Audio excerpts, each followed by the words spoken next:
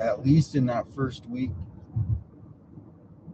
day 7, they should have, if after that Friday when they didn't arrest anyone, they should have just put it to 1 million. We're at Luke's house, just about Luke's house, to see if anybody's out there. 1.1 million if you include the 88 crime, but it's pretty specific depending on where the tip goes. So if it goes to FBI, it'll probably be the FBI money.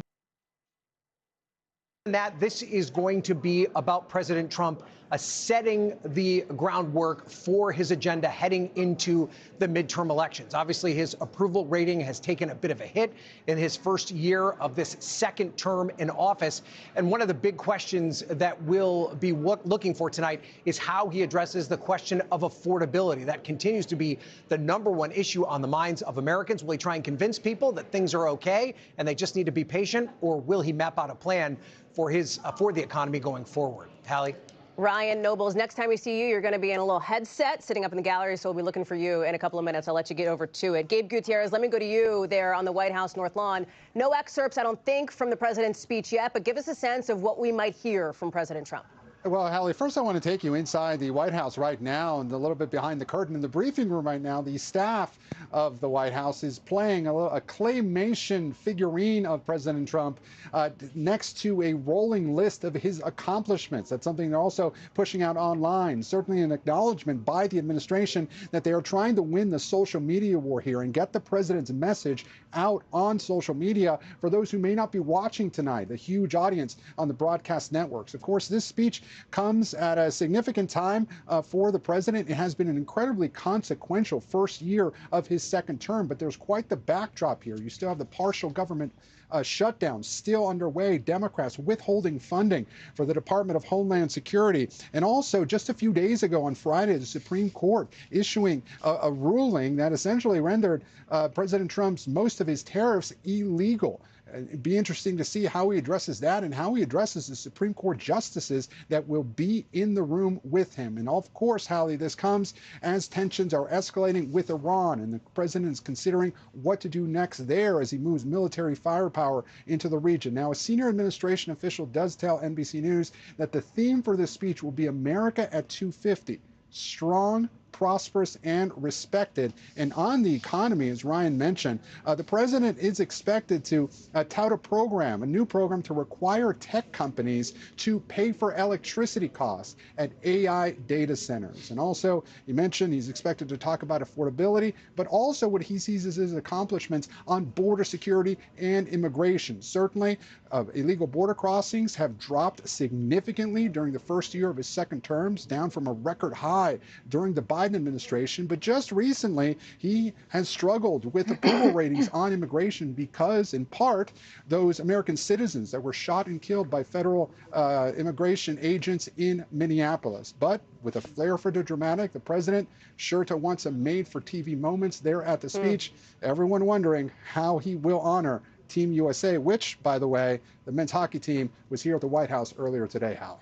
That's right. Gabe Gutierrez, we'll talk more about that. Thank you, friend. Appreciate that. Let me bring in Meet the Press moderator Kristen Welker, our chief White House correspondent Peter Alexander, who are joining us here. Okay, viewer's guide, if you will, a playbook. What are you watching for that we should be watching for, Kristen? Well, Hallie, the first thing, you have to talk about the economy. It's the #1 issue for voters right now. President Trump is underwater in his handling of the economy. This was one of the biggest reasons why he was elected. I was able to attend the anchor's lunch, the annual lunch with the president today. He talked about the fact he's going to argue that the country should prepare for the best 3 years economically in the nation's history, and he's going to say it starts right now. But here's the big question I have, and I think the big question a lot of Republicans have.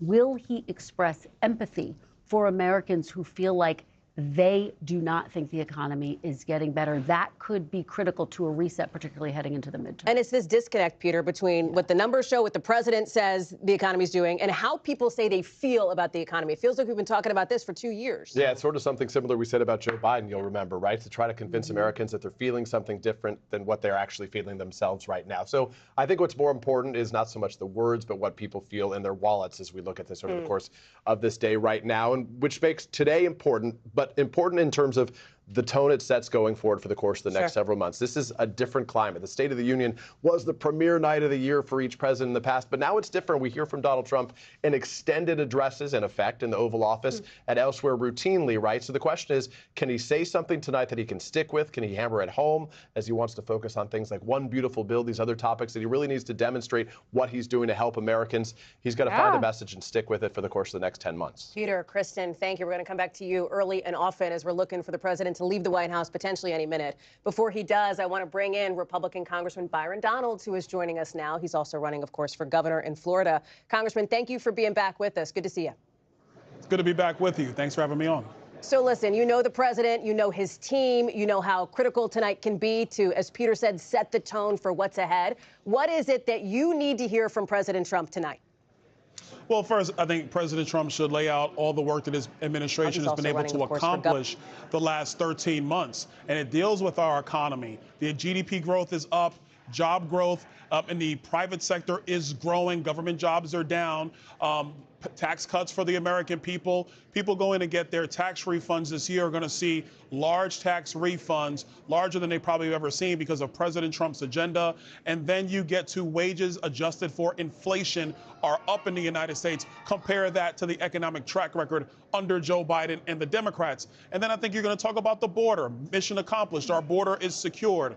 Going through the process of deporting criminal aliens, criminal illegal aliens. That's going to be important as well. And so I think the president's going to lay out all this, but then speak specifically to the American people about affordability and the things that his administration is going to be pushing forward in order to make sure that people can afford living in America, build a great family in America, and build that American dream, of course, right here at home. Congressman, you talk about this issue of affordability, and I'll tell you, I've been talking with Trump voters the last several days here leading up to tonight, and what I hear is people saying, my heating costs are really high. I feel like, I had one person tell me, I feel like day to day, my life is really hard. It kind of sucks, his words, from a budget perspective, but hey, at least my 401k is doing okay. What does President Trump need to say to try to level with specifically middle-class Americans who feel like he is not, people who supported him, people who feel like he's not making good on the promises from his campaign?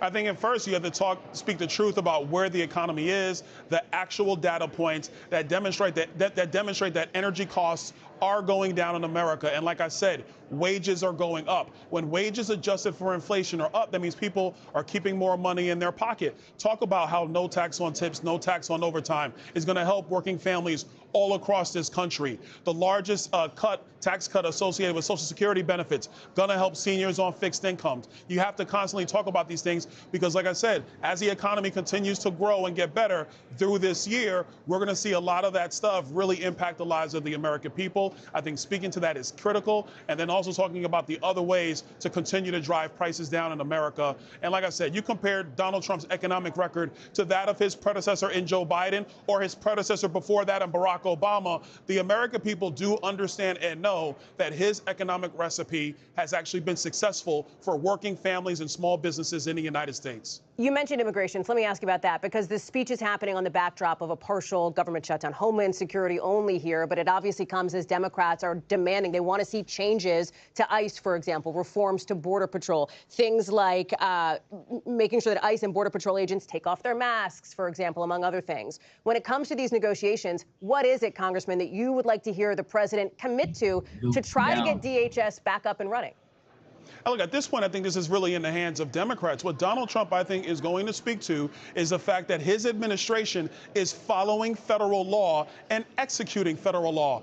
A very different situation than when Joe Biden and Kamala Harris were running the country. It is clear they were not following the law. If you want to talk about these agents who are wearing masks while they do their jobs, the reason is because you do have organized protesters who are taking their photos and then their families are being intimidated. Their children are being doxxed. And that's just simply unacceptable. We shouldn't be allowing law enforcement, when they're trying to do their job under the law and under the Constitution, they shouldn't be harassed for for it, but that's what's happening. So the truth is that the president, in my view, should just hold firm. If Democrats want to keep FEMA closed, and let me talk specific to Florida. In Florida, we had a major crop loss because of the Arctic chill that came through Florida 2 weeks ago. We've lost a large amount of our crops. Some farmers have lost all their crops, and that basically feeds Americans up and down the eastern seaboard. Are Democrats going to leave Homeland Security closed, which leaves FEMA closed, while Florida farmers are trying to get back on their feet after a devastating frost? The Democrats got to figure out what's more important to them, making sure that the American people are getting relief when they need it, making sure that border agents are paid.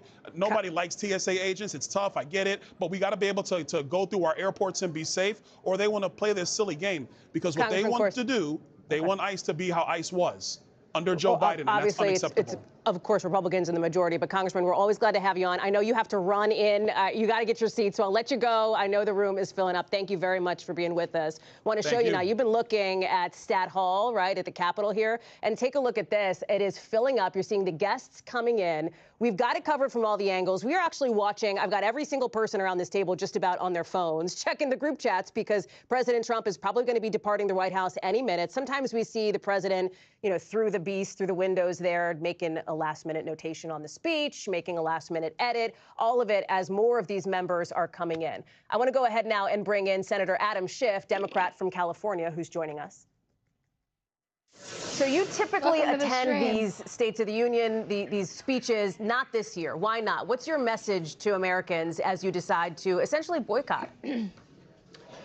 Well, this president is violating the law and Constitution every day. He's violating court orders. He's engaging in illegal conduct. This is the most corrupt administration, I think, in American history. There are masked ICE agents demanding the papers of U.S. citizens, as well as shooting people in cold blood. We can't treat this as somehow business as usual. This administration just tried to indict 6 of my colleagues in the House and Senate because they were speaking the truth in a video. This is not normal. This is not lawful. This is not constitutional. And I didn't want my presence in the State of the Union to signify that I thought this was okay, or that I was willing to give it some kind of tacit approval. I haven't missed a State of the Union in 25 years. I've been to them with both parties, presidents of both parties. But we have to put a stop to this unconstitutional behavior. Well, it's interesting you say that, because the top House Democrat suggested you shouldn't let anybody, as he put it, run you off your block. You talk about the idea of not wanting to give tacit approval by your presence. There will be some in your party who will be seated in the chamber tonight, who will be attending this speech. Do you think that they will be giving the president their tacit approval? And do you worry that the party looks fractured without a unified response? I think everyone needs to make a judgment for themselves, and I don't want to suggest this is an easy call. It certainly wasn't easy for me, because I think part of being there is showing respect for the office. But the greater fear that I have, and what compelled me to skip the State of the Union and go to a protest instead, is the magnitude of the lawlessness of this administration, and wanting to send a message by my absence that I am going to fight this in every way I can, which includes speaking out every day in every way, in every method I have to push back against this lawlessness. We just can't accept that this is somehow now going to be normal for the United States of America. We're going to seek to jail political opponents. We're going to seek to demand papers from people on the street. We're going to ignore court orders. We're going to engage in just vast corruption with crypto deals. We just can't accept this as somehow standard practice, and that's what my absence, that's what I intend to convey with my absence. Senator, one of the concerns you've raised has to do with ICE tactics, immigration enforcement tactics here. And obviously, Congress is now, what, a week and a half into this DHS-only shutdown. Last big shutdown, Democrats had some internal splintering over voting to reopen the government without certain guarantees on the issue at hand. Back then, it was the ACA tax credits. Are you confident, Senator, that your party will get the changes, get the reforms that you want to see this time around with this partial shutdown? Well, a lot will depend on the Republicans and whether they want to bring about any reform of ICE, or whether they're content to have these masked agents shooting people in cold blood. If they come to the table, if they're serious about reforms, then I think we can get to yes. If they're not, they're certainly not going to have my vote. So it really is up to them. Part of the reason we're in the mess we're in today is Republicans in Congress have been nothing but a doormat for this president. If we had even a dozen Republicans at any given time spread out between House and Senate, we could put a stop to all the lawlessness and all the harm going on in our cities and around the country. But whether we can get a DHS funding bill done or not will depend on whether they're serious or not. Very quickly before I let you go, you know, this speech could be very much a kind of campaign midterm kickoff as we look into November here. History suggests Democrats may have a good night in November. So as you look ahead to what the next 10 months are going to hold for your party, where do you see potential fires to put out? In other words, do you and where do you worry about potential missteps? Well, I think that we recognize there may be a very powerful wave in November, and so do the Republicans, so does the president, which is why he's doing now everything he can to suppress the vote, to cast doubt about whether we'll even have a free and fair election. And we're going to have to overcome any hurdle they put in the way. We're going to have to fight all of these efforts to deter voters, to intimidate voters, or to mess with the count after the vote. That's where I'm putting a lot of the focus of my time, because they understand the Congress won't check them, but for an occasional ruling like on tariffs, the Supreme Court won't check him. The only check are the voters, which is why they're so determined to try to interfere with the vote. Senator Adam Schiff, we appreciate your time. Thank you very much for being with us tonight. Thank you. And Kristen and Peter, who are joining us here. And as we take a look at some of these live pictures, we've seen now some of the cabinet members walking in. This is par for the course when it comes to these presidential addresses, which you two have covered so frequently. And Peter, it was interesting listening to Senator Adam Schiff there. I mean, he talked about he's been at these speeches for 20 plus years. He's not going to be at this one. And I think that you've seen some of the tone in the Trump era start to shift of the way that these, you know, major primetime presidential addresses go. I think you're right. Obviously, the Democrats feel like sitting in that room isn't doing them any favors, so they may as well go out there and try to deliver a message in a different way. And some have choosing almost a dozen senators, a couple dozen lawmakers doing the same, where they're going to be speaking specifically directly to Americans, hoping that they can sort of counter this. Notably, Abigail Spanberger is going to be a part of this as well. She's going to be delivering the response for Democrats, someone who won what was formerly a Trump seat, won a state that was governed by Republicans until recently when she won. So all of that's notable here. A couple things that strike me in the conversations you had with Byron Donalds and Adam Schiff in particular. One is that the president, when we talk about the topic of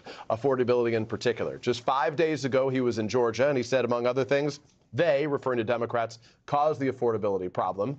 And then he said, beyond that, we solved it. I think most Americans don't believe that we solved it. I think it's important he doesn't say it is solved, but here's something we're going to do about it for folks tonight. Separately on immigration, Kristen, as we heard from Byron Donalds earlier, he needs to tout, Donalds said, the Republican said, he needs to tout his successes on immigration as it relates to illegal border crossings.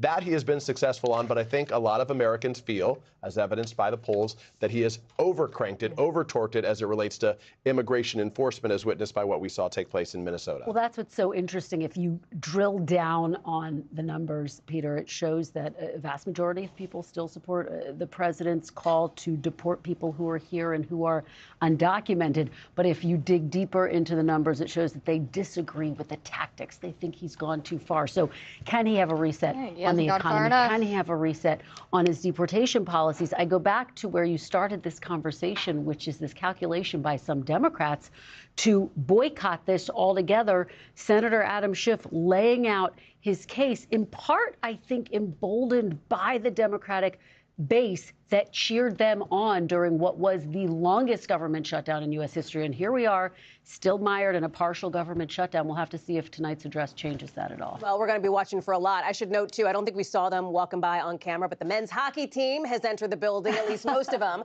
I am told that the vibe is jovial by our team in the building. Christine Romans is with us now. It's so good to be with you. All of my teeth. Exactly. It was interesting to hear Kristen talk about sort of what we heard, what she heard, and Tom heard from the president at that anchor lunch today. This idea that he's going to talk about the next 3 years. Yeah. He's going to make the economy soar over the next 3 years, really casting this as forward-looking. You picked up on that, Christine. Explain that. Because he has been saying for so long that this is the best economy in the world, this is the best economy in history, that I have defeated inflation. And clearly, the consumer sentiment polls show people don't feel that. So now he's saying, look, stick with me because we're in the beginning of what's going to be a great time ahead. But look at this. I mean, when you look at the last year of Joe Biden's presidency, presidency and you compare it with the first year of Donald Trump's presidency, fills you in that actually had January stronger 11th. economic You hear growth mainstream last year media talk by about 2.8%. January 11th, You had a much reasons for stronger January job growth. 11th. I mean, basically job He growth also said they were ground inquiring about about 4% January last 11th, year. but he That's was the also lowest. inquiring about You fired January the federal workers, you had 16th. massive quotations, Going over the you had case all again. of these new trade policies. Deficit improved a little bit. CPI about the same, and the stock market actually did better under are down. Grocery prices are up, maybe 2% over the past year. That is an improvement over the past few years, but it's not just those bills. It's housing, it's car insurance, it's electricity. I mean, look at some of the numbers so many here. of these other things here that are still rising. And I've been doing these stories about car prices, and the average length of a car loan is now 69.9 months. And Hallie, 13% of people who are financing a car are stretching their loans to 84 months or longer. That's 7 years. What does that tell you? It tells you people can't afford a car. That's right. And so that is kind of the backdrop here when the president is cheerleading, and he uses his position to cheerlead the economy, as he should. Yeah. But at home, people feel like, wait, I can't afford my car or my insurance. Here comes Speaker Johnson. You just saw him walking through Stat Hall there with folks around him as we are seeing these arrivals, Christine. We're about to see the president depart from the White House, and that's going to be a moment too as we look to this critical moment. Millions of Americans set to tune in. Listen, it's not the audience that you necessarily used to get before things were fractured, but it is still a major moment for any president. Steve Kornacki knows that well. Big night, big board. Steve is there, and a big focus, Steve, of the president's speech night is going to be this issue of affordability. But it's coming interestingly as we continue to really drill down on this in the lens of the midterms and what this means for the primaries that start next week and for November. It's his approval rating. It is not necessarily where you'd think a White House would want it to be. Yeah, and I think people taking a measure here of how the public is processing what you and Christine were just talking about right there. So first of all, big picture, job approval rating for Trump right now sits at 40%. That is majority disapproval, but also I think here you say alarmingly for the White House and for Republicans, that 40% approval rating, that's exactly where Donald Trump was at this same point 8 years ago. His first term, heading into the 2018 midterm. In the 2018 midterm, the Republicans lost 40 House seats, lost control of the chamber. So just on that number alone, that's not where a White House wants to be. There's also the generic ballot for the Republican Party here, asking folks, which party do you want to control the Congress?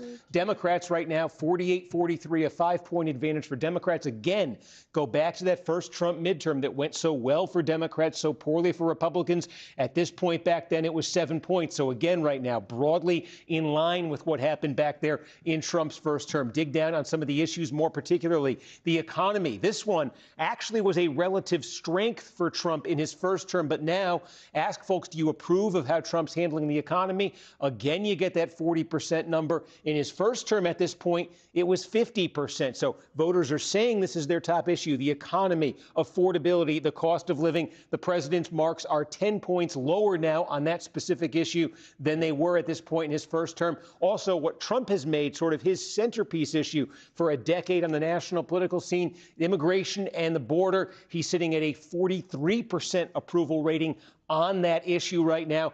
It was 39% at this point in his first term. Neither one of those numbers is a great political position to be in here. And I think for Republicans looking ahead to November, there's also this. When you look back to 2024 and how Trump came back to the White House, how he was able to defeat Kamala Harris, win the popular vote, he did surprisingly well with a couple of key groups here: young voters, Hispanic voters, independent voters. And what you're seeing right here is Trump's approval rating with those groups in particular, and none higher than 30%.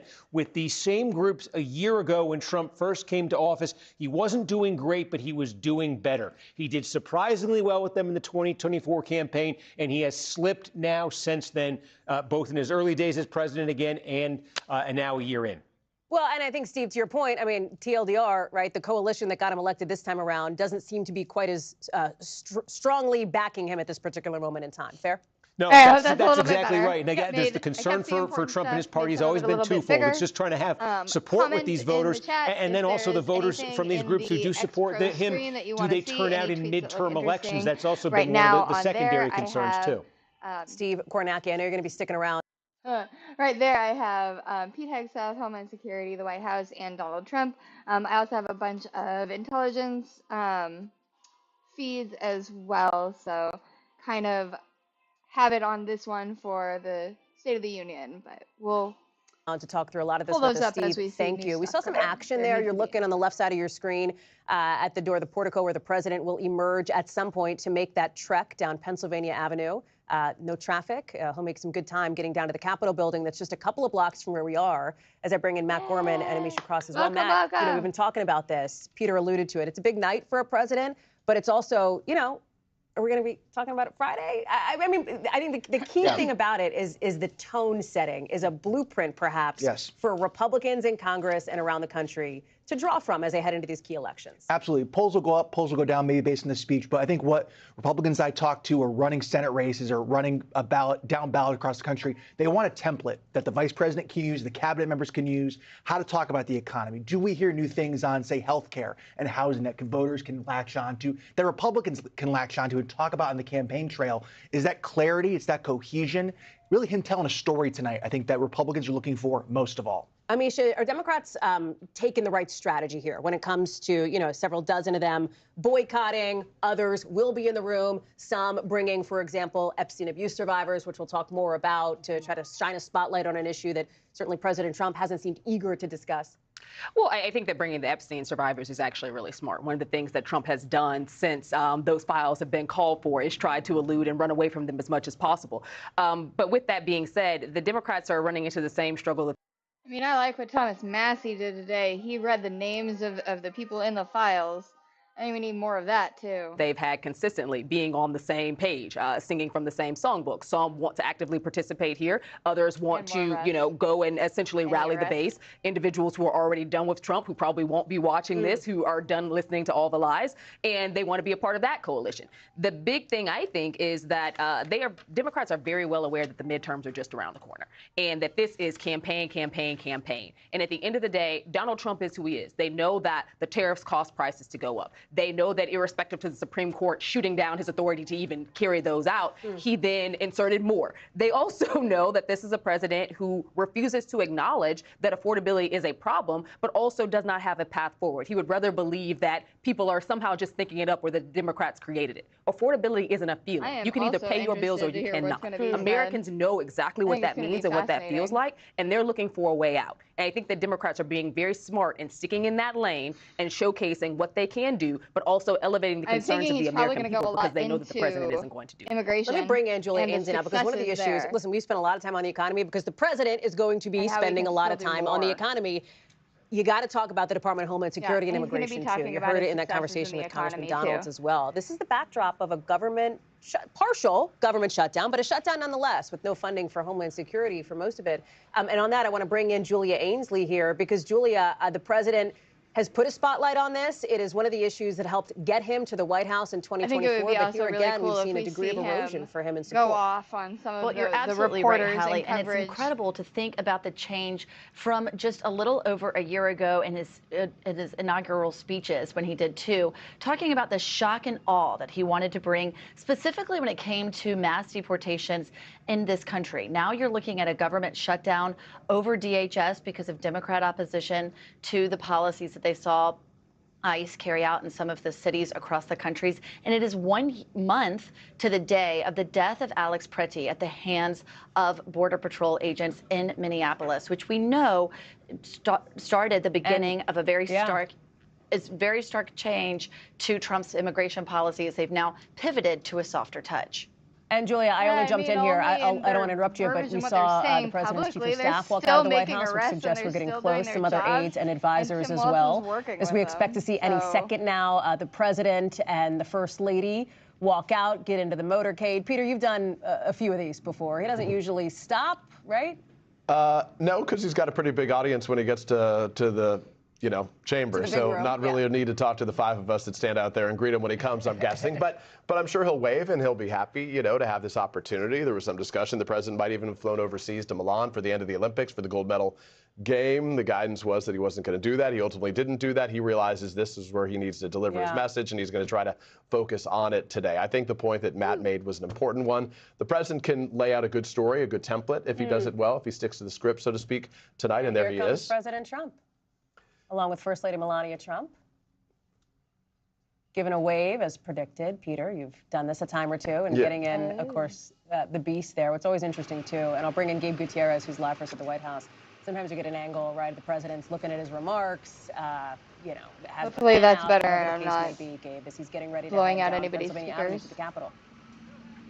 Yeah, that's right, Hallie. Look, he's leaving the at the South Lawn right there. That's on the other side of the White House from where I'm standing. However, just a few moments ago, I did see part of his motorcade leave a few moments before the president. And as you described earlier, it's a short ride over the Capitol, about 2 miles or so, about 10 or 12-minute drive under normal circumstances. Of course, he's the president of the United States, and he doesn't really have to worry about traffic right there. You see, as we're looking through the window there, you see a glimpse of the president, kind of hard to see. He's waving to the press assembled there, wearing his signature red power tie. And as Peter was mentioning, hopefully it is a little bit better now. I turned up my mic all the way, and I turned heard them down a little bit. Address. And by the way, we're waiting to see. It's unclear exactly how long this speech will be. His last one last year was just shy of 1 hour and 40 minutes. We've gotten indications from White House officials that they've been working on this speech up until really the last minute. The president saying just yesterday that he thought that this will be a long speech because, quote, he has a lot to talk about. And certainly the administration does view this as a way to say sell 40 his minutes seems like a short speech for Trump. Sagging poll numbers. So again, we're waiting just a few minutes until the president arrives at the Capitol. He just left the South Lawn a few moments ago, Hallie. Well, we will be keeping an eye out for his fairly quick arrival. What you've been looking at on the other side of the screen there in that split screen, senators arriving, some of them in bipartisan pairs. You can see they are walking across, basically, you know, the Capitol structure. They're walking across to get to, of course, the chambers where the president will be delivering these remarks. And we've seen some sort of interesting moments here. Senator Mark Kelly walking with Alyssa Slotkin, Kristen. We've seen others preparing for the speech. The invited guests, obviously not on the floor there. They're up in the gallery above. Well, that's right. And you mentioned Senators Mark Kelly and Alyssa Slotkin. They, of course, have been in the administration's crosshairs after they filmed that video effectively telling service members that they can obey or disobey orders that they deem to be illegal. That, of course, created a firestorm. I do think it's worth noting that those are the types of optics we'll be watching very closely tonight. What are their reactions to this speech? What is the president going to say about the Supreme Court? He will be addressing them as well in the wake of them knocking down, of course, his tariff authority. He has had some very strong language leading up to tonight. What, if any, type of language will he actually use tonight to talk about Let's that listen decision? in. Our first look inside the chamber. The House will come to order. Go! Speaker Mike Johnson calling the House to order. The Vice President and United States Senate.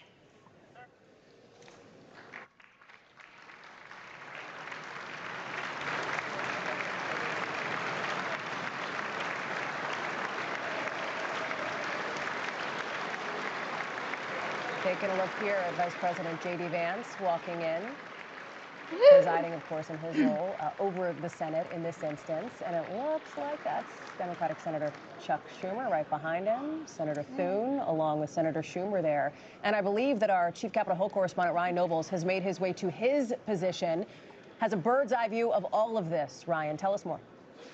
Yep, that's right, Hallie. And we did see the Speaker of the House just gavel this into an official session, which designates the fact that we are getting closer to the president's speech. One of my early observations from inside of the room that you may not have a full understanding of by watching on television is the Democratic side of the aisle. Now, we are still quite a ways away from the president's speech, probably at least 25 to 30 minutes away from the president's speech itself, but there are noticeable empty seats on the Democratic side of the chamber, and we've been told getting ready to set up that thermal 40 poop different camera. Members of Congress, both House and Senate, I was really hoping that was real and that we'd be able to get a thermal camera tonight. Many of them are participating Democrats, in what they're calling a People's State of the Union on the Mall right now. And this is kind of a new and novel form of protest by Democrats. We've seen various ways that Democrats have attempted to protest Donald Trump's speech over the course of 2 different administrations. And this is the first time, at least during Trump's administrations, that we've seen such a coordinated effort for so many members not to attend tonight. And it'll be interesting to see once we get closer to the actual speech whether their absence is visible. 40 members is a lot. Is it a lot in the context of 535 members? And whether there's a visual representation of that, I think we're going to have to wait and see. Now, one of the interesting dynamics connected to the fact that so many of these members have elected not to come is that they still invited people to sit in the gallery, constituents, people that are connected to them in their districts in some way, shape, or form. Many of these members inviting survivors of the Epstein scandal. I have to do my little protest virtue signal, but kind of you, my little underling, go spy for into me. the gallery above, but then have left the building, or at least left this area, and won't participate in the speech itself, Hallie. So that's one of the first things that I'm noticing here as we get set for the speech to take place. Ryan Nobles, I'm going to ask you to stand by as you're there in the gallery. We've been watching the entry, of course, of the vice president. A little selfie action there on the floor. People stake out these aisle seats for quite a while before the speeches begin for moments like these, interactions with the vice president, with the president. I'll leave you guys momentarily. Speaking of the president, our chief White House correspondent Peter Alexander has an early look at some but I will be right back with some just coffee. into us in the last maybe 45 seconds, Peter. As you watch the floor, we anticipate the president will deliver, as part of his remarks, some of the following statements, including this. He will say, "Tonight, after just 1 year, I can say with dignity and pride that we have achieved a transformation like no one has ever seen before and a turnaround for the ages. We will never go back to where we were just a short time ago."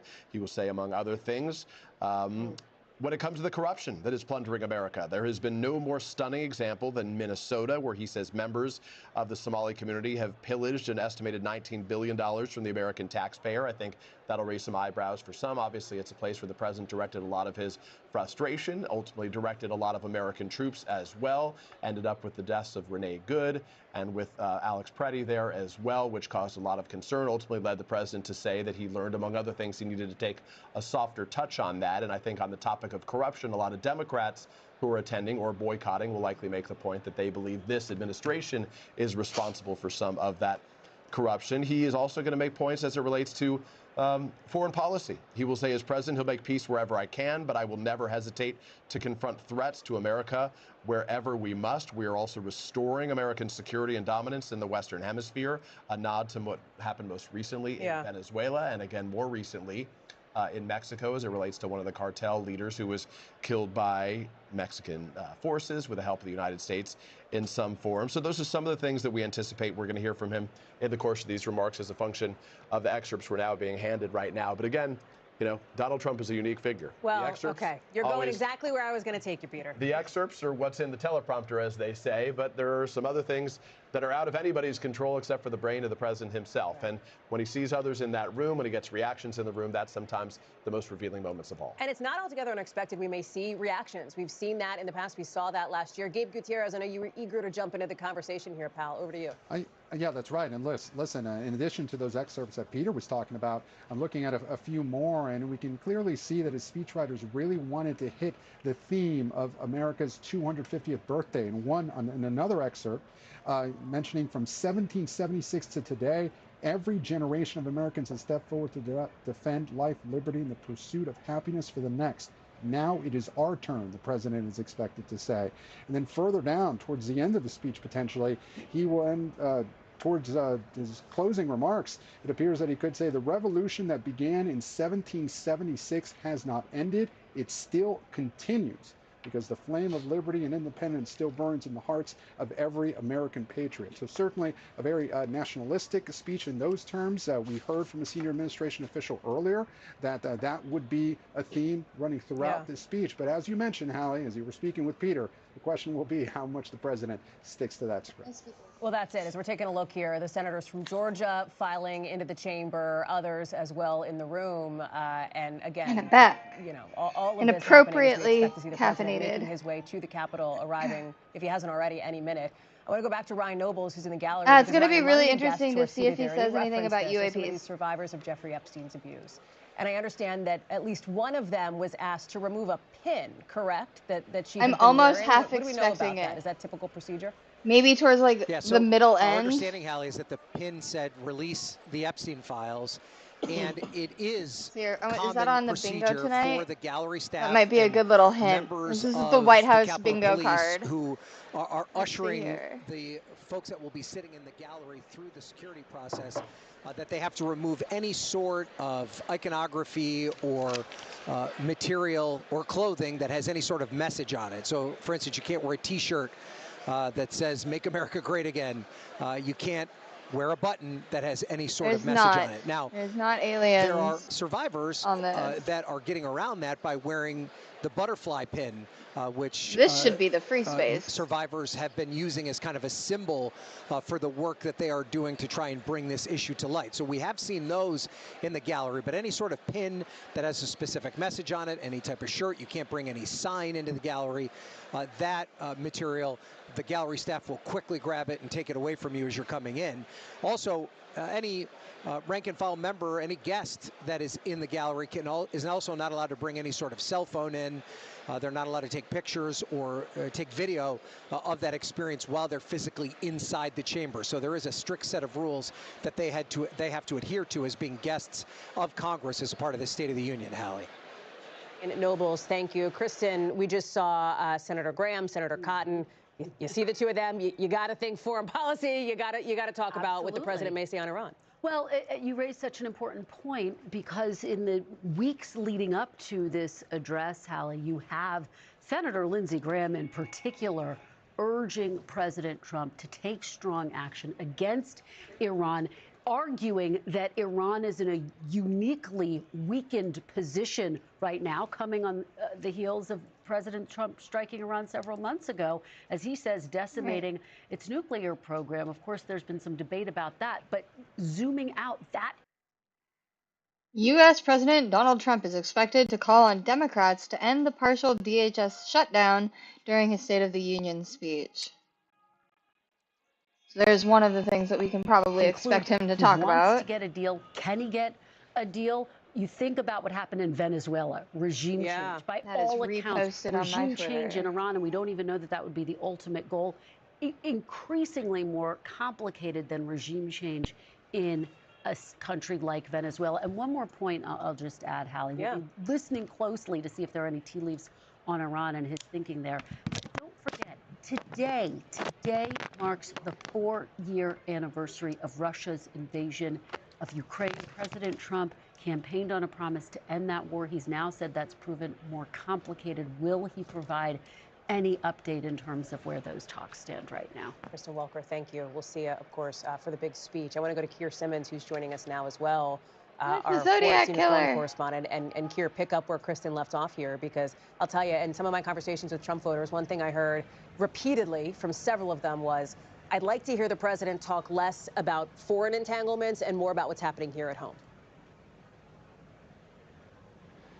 I think that's right, but then I think he will speak about the looming possibility of those strikes on Iran that Kristen was just talking about, and that excerpt that Peter read out, Hallie, I think is significant. Just to repeat, he said he's going to say, we are told, as president, I will make peace wherever I can, but I will never hesitate to confront threats to America where we must. Is that something of a pivot by President Trump as he looks towards those negotiations with Iran on Thursday that Kristen has been talking about? Is he beginning to set up the possibility of these strikes that he has to confront threats where he must, kind of explaining that the president of peace may be launching strikes that some say could be the beginning of, at the very least, a limited, short war with Iran? I think the president will want to send that message of peace through strength, but it's been challenged, hasn't it, in his first year of this second administration by President Putin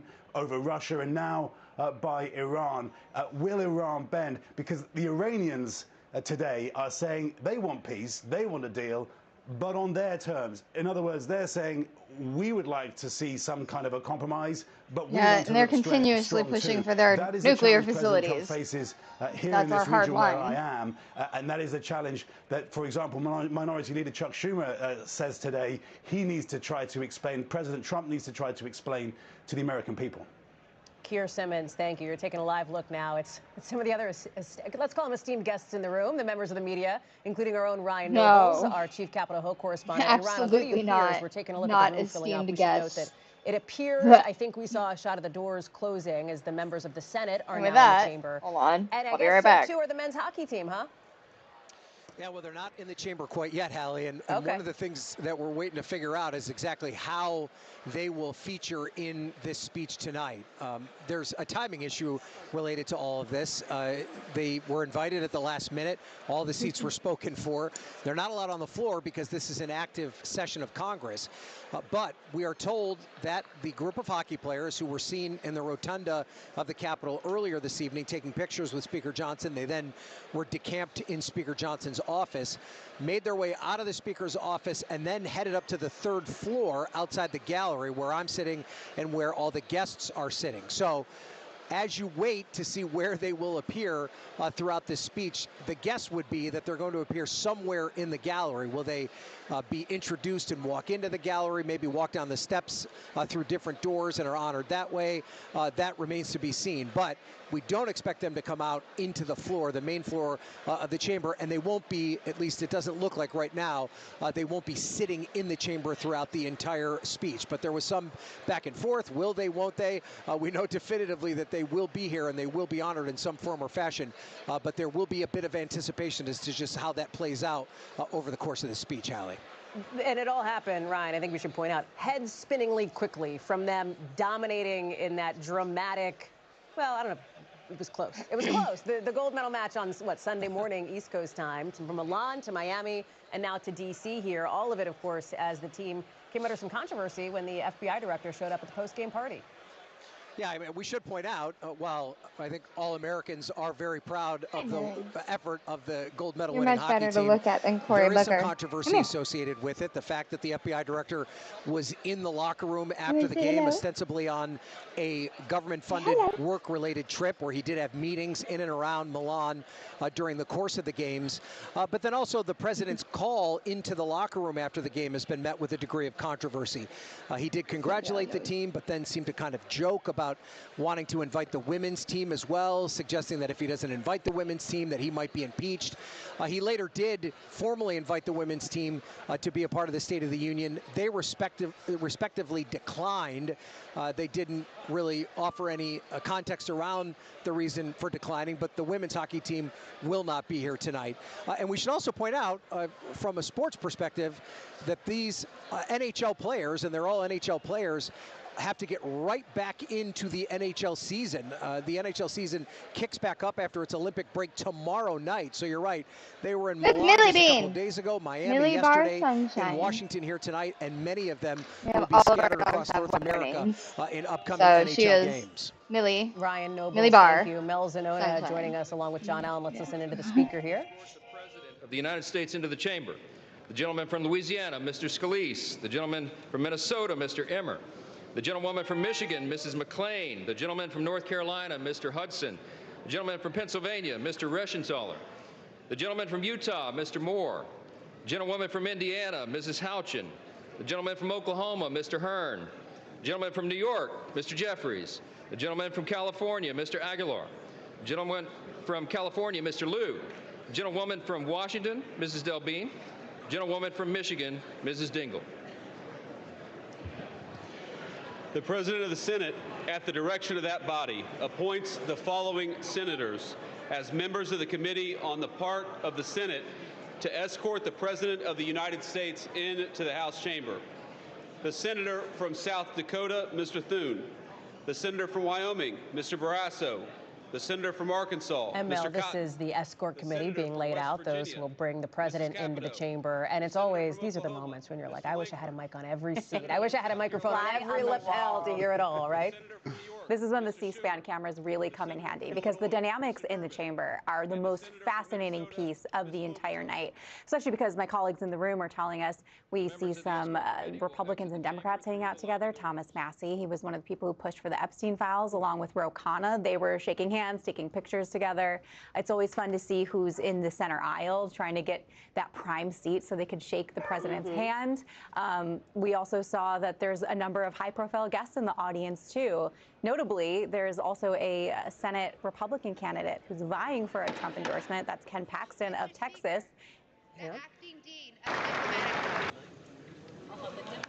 And now the entrances begin as they bring folks in, Mel. Please. Yeah, that's exactly right. So much pomp and circumstance. Yeah. And here's where you can really see who has those center seats, who's going to be trying to shake hands with the president. We're also getting a glimpse of which Democrats are there and not there, which is also that been is a the storyline C-SPAN stream that I just dropped in, just in case there is something really different there, or they decide to start talking so over this year, the Democratic leadership speeches. really counseled their Democratic members, if you're going to show up, you must sit there in silent protest. And we don't want your antics taking away from Trump. Essentially, let Trump shoot himself in the foot here. We don't need to be the story.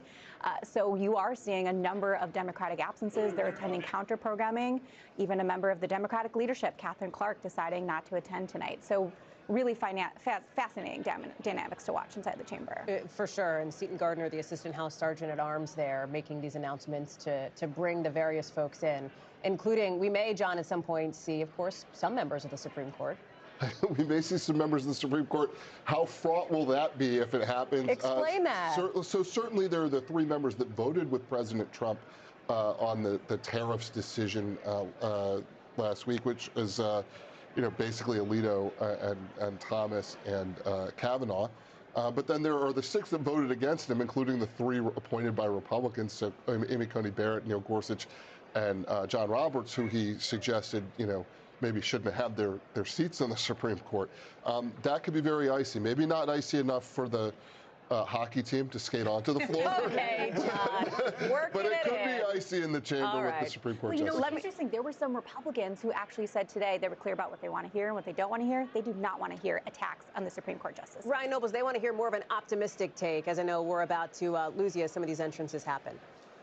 Yeah, that's right, Hallie. And I think that what Republicans, particularly Republicans that are running in midterm races, and that's every single member of the House and a significant chunk of the Senate, they want to hear the president's message on affordability and a plan to address rising costs.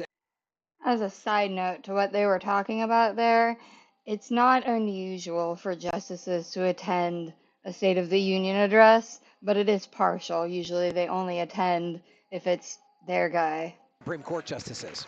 Okay. And always an interesting moment here to see who walks in, who shows up, who decides to attend for this position.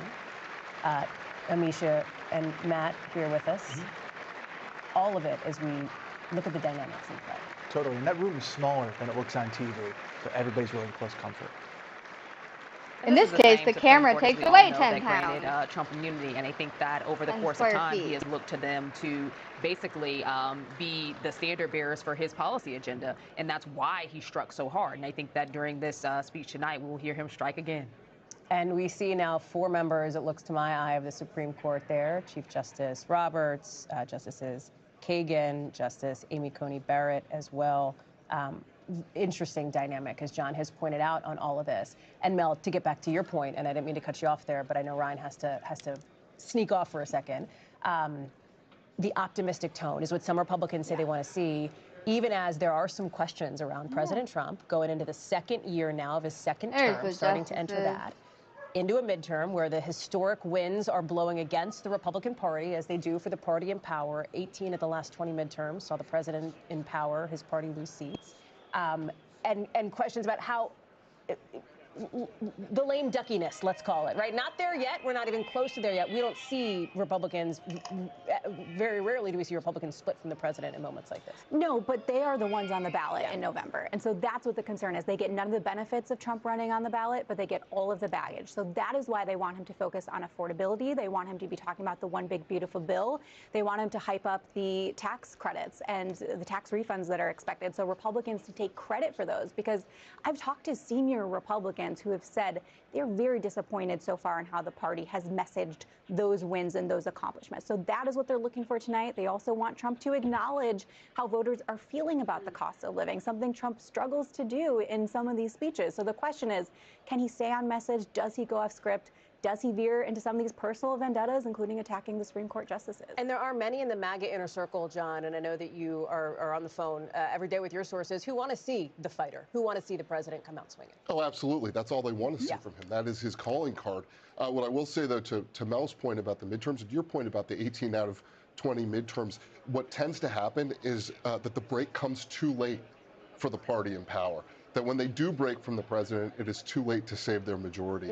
And with Trump, that's an even bigger danger because he demands so much loyalty from so many people and punishes those who don't show it, whether or not it helps his majority, because it helps him, in his view, in his power. We're also in primary seasons still as well, so that's another concern of Republicans. Next week, yeah. That has real. The March 3rd primaries, especially in Texas, we talk about, we like to hype things up a lot of times. No, the March 3rd primaries has direct correlation to what you're happening in November. Look no further than both sides of the aisle in the Texas Senate race. Whomever emerges in those primaries, that's going to be either hundreds of millions of dollars spent in that state in November or not as much. Matt Corman, listen to you teasing our special coverage a week from tonight. That's what we call a deep tease. See you there. Amisha, it is remarkable, I think, or at least notable, as you see members of the president's family here. So this is interesting. Ivanka Trump, Barron Trump, she has kept much more of a low profile this term, her father's second term, than she did in the first term, when she was obviously part of the administration, moving forward with various policy initiatives that she pursued and led. Amisha, it's also notable when we look at this shot in particular that C-SPAN's putting up to see those empty seats. No, absolutely. I think it makes a difference. There are a lot of Democratic voters. And the First Lady, I was wondering who that applause is for as the First Lady walks in. And you see she's getting a round of applause from some in the room. There are a lot of Democratic voters who want to see Democrats as fighters. And I think that for Democrats who just sit in the room and don't have anything to say, we know that they can't do bombastic things in this space. Democrats, the voting base wants to see them do something else, wants to see them push hard against Trump. They can't do it in the room, but they can definitely do it outside of it. That's why the people's speech matters a lot more to a lot of people. And John, when we talk about the role of the First Lady here, I mean, she is somebody who has just recently put out this documentary that she worked on with obviously Amazon that bought it out. She has worked to raise her public profile too, as we see the next group walking in. And it looks like this is the cabinet here. And so interesting in that public profile raising, because the first time she was not so public, not so prolific, but you see, as you were saying there, the cabinet's walking in. And Ivanka's husband, you were mentioning Ivanka Trump before, her husband has taken a big role in this administration. I got 25 seconds left. Gabe Gutierrez, I'll sneak you in as we watch the cabinet coming in. Certainly, Hallie. Well, look, a lot to watch for here. We're looking for the president to tout his accomplishments. Peace through strength is something that we've been hearing over and over again from White House officials as we head into this speech. And the question will be, does he take any sort of swipe at the Supreme Court justices? At this point, we're just not sure, but we'll be watching, Hallie. Gabe Gutierrez, thank you. And that does it for this NBC News Now special. We'll pause here for a special report. Thanks for watching, with more coverage now.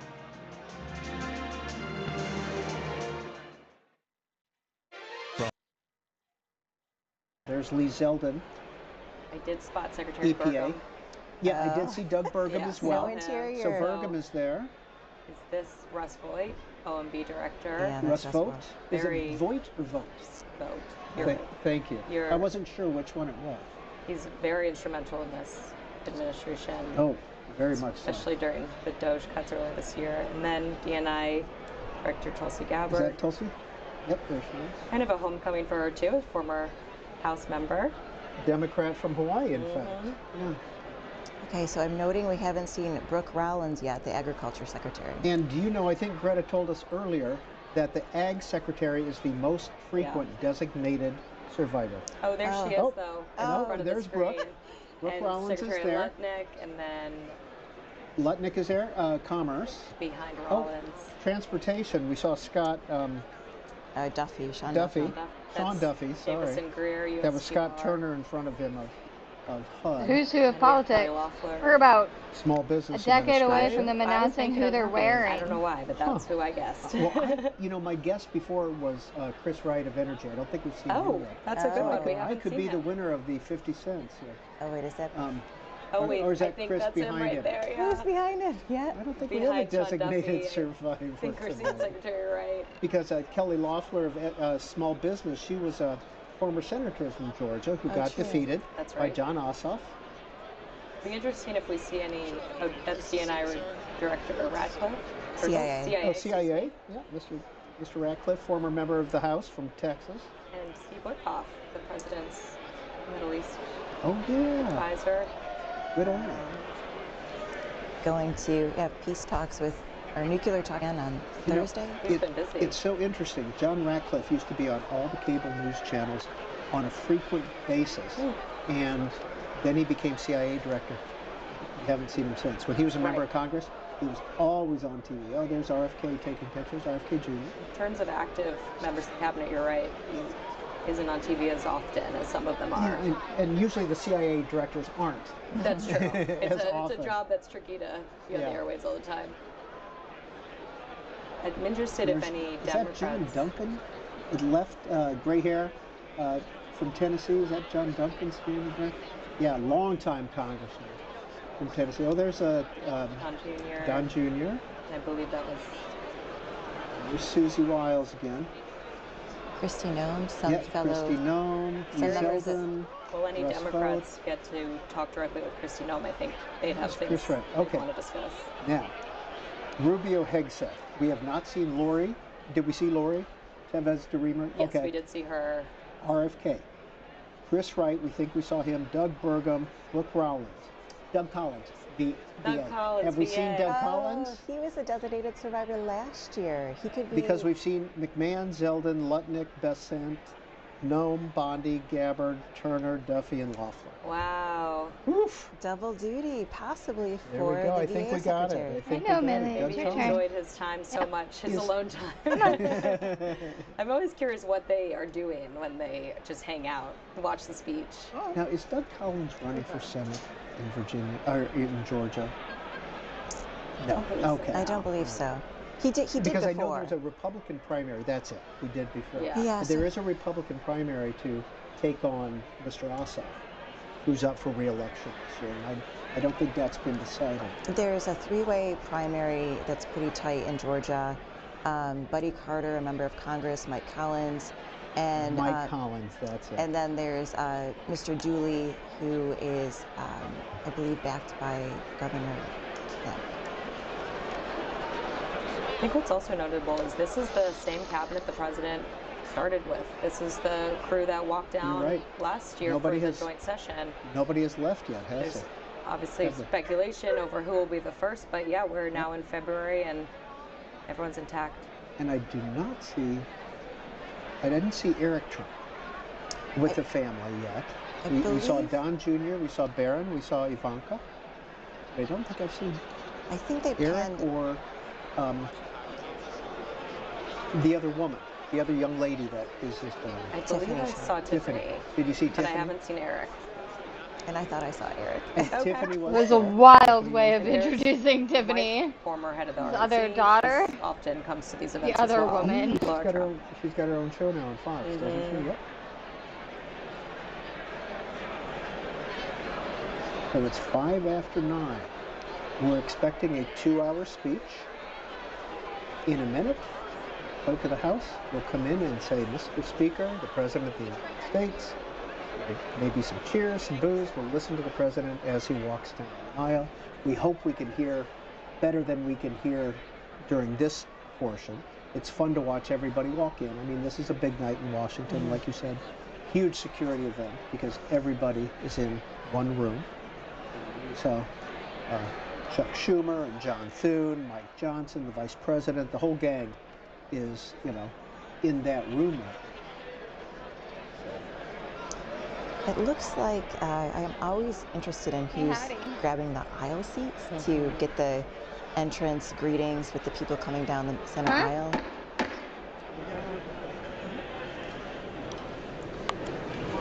Mr. Speaker, the President of the United States.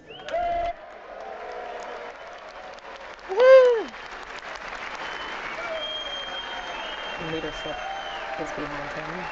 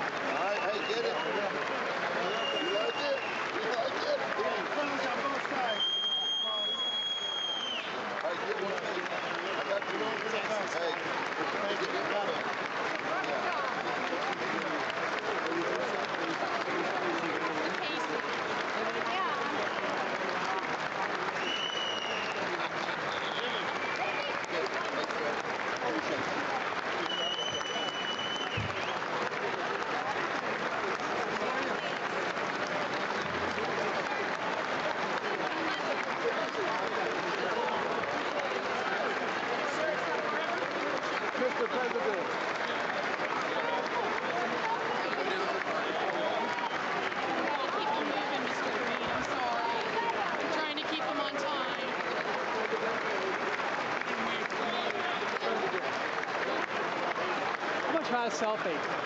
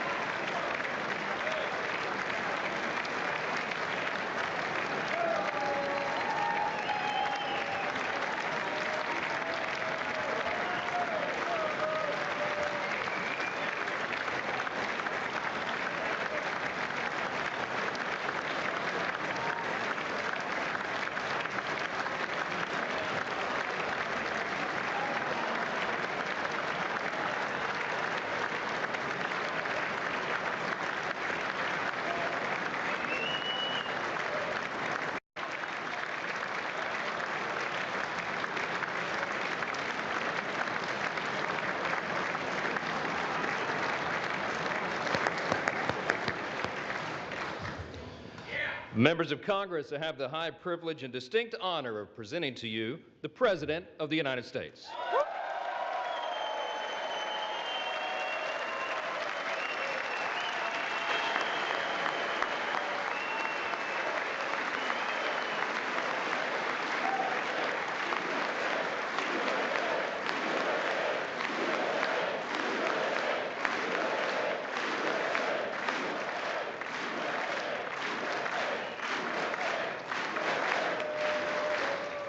Well, thank you very much, everybody. It's really an honor. Speaker Johnson, Vice President Vance, First Lady of the United States.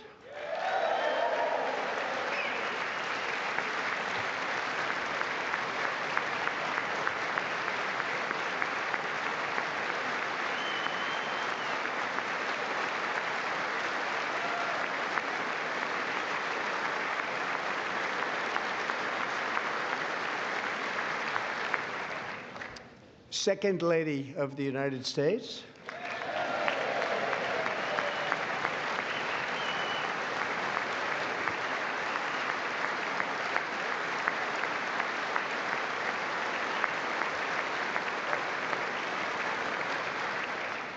Members of Congress and my fellow Americans, our nation is back, bigger, better, richer, and stronger than ever before.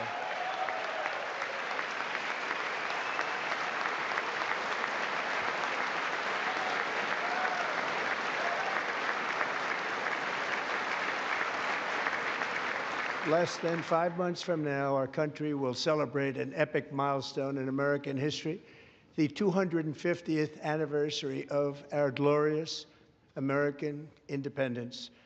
This July 4th, we will mark 2.5 centuries of liberty and triumph, progress and freedom in the most incredible and exceptional nation ever to exist on the face of the earth. And you've seen nothing yet. We're going to do better and better and better. This is the golden age of America.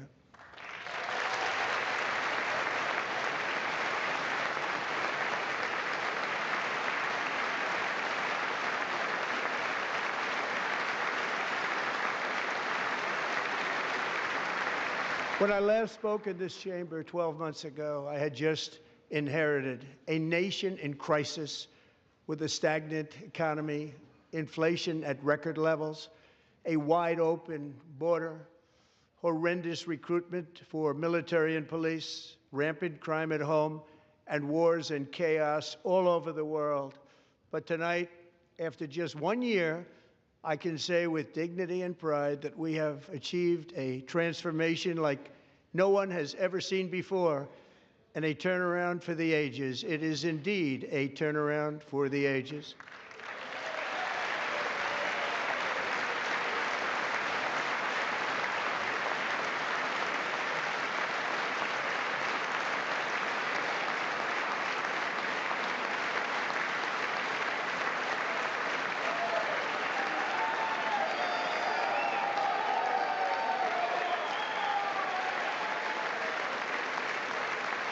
And we will never go back to where we were just a very short time ago. We're not going back. Today, our border is secure.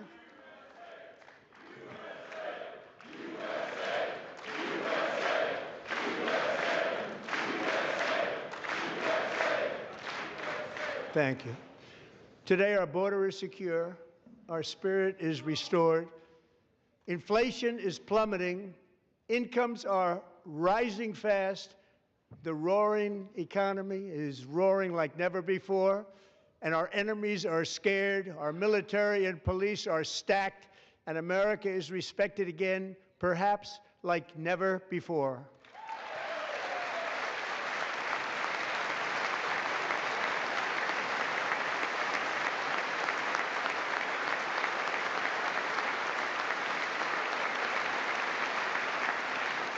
After 4 years in which millions and millions of illegal aliens poured across our borders, totally unvetted and unchecked, we now have the strongest and most secure border in American history by far.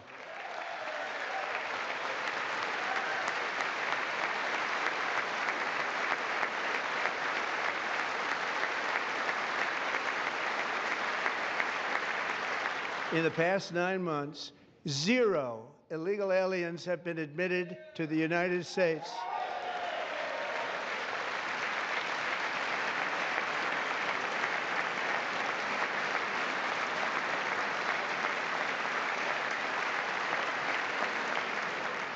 But we will always allow people to come in legally, people that will love our country and will work hard to maintain our country.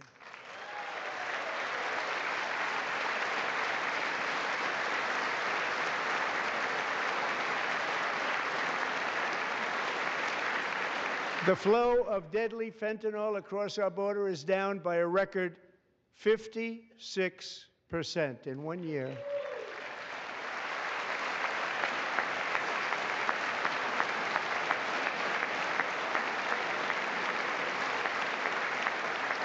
And last year, the murder rate saw its single largest decline in recorded history. This is the biggest decline, think of it, in recorded history, the lowest number in over 125 years, year 1900. In fact, substantially before my wonderful father, I had a wonderful father, Fred, before he was born, substantially before he was born. That's a long time ago. He wouldn't like me to say that, but that's a long time ago. The Biden administration and its allies in Congress gave us the worst inflation in the history of our country. But in 12 months, my administration has driven core inflation down to the lowest level in more than 5 years. And in the last 3 months of 2025, it was down to 1.7%.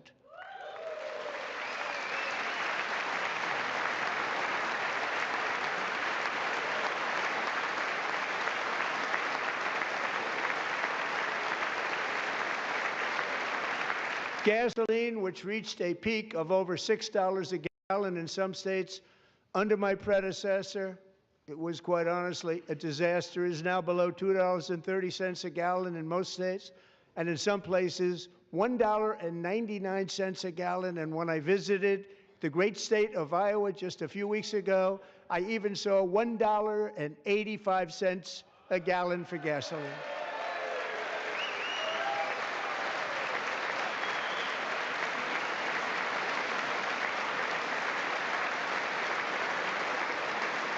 Mortgage rates are the lowest in 4 years and falling fast, and the annual cost of a typical new mortgage is down almost $5,000 just since I took office. 1 year.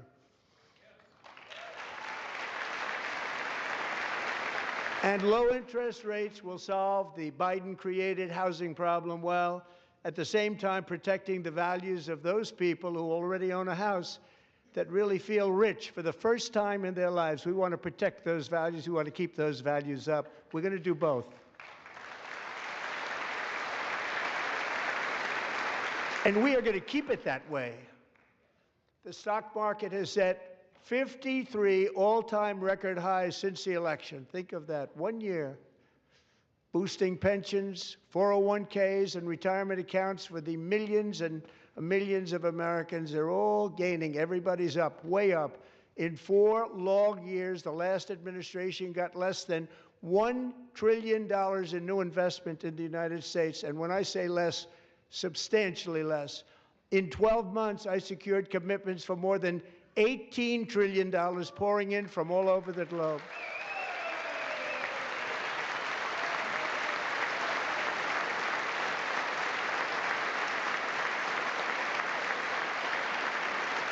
Think of it, much less than $1 trillion for 4 years versus much more than $18 trillion for 1 year. What a difference a president makes. A short time ago, we were a dead country.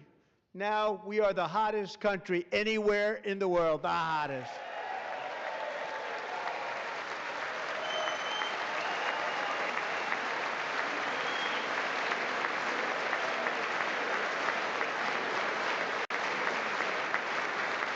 As thousands of new businesses are forming and factories, plants, and laboratories are being built, we have added 70,000 new construction jobs in just a very short period of time. It's getting bigger and bigger and stronger. Nobody can believe what they're watching. American oil production is up by more than 600,000 barrels a day, and we just received from our new friend and partner, Venezuela, more than 80 million barrels of oil.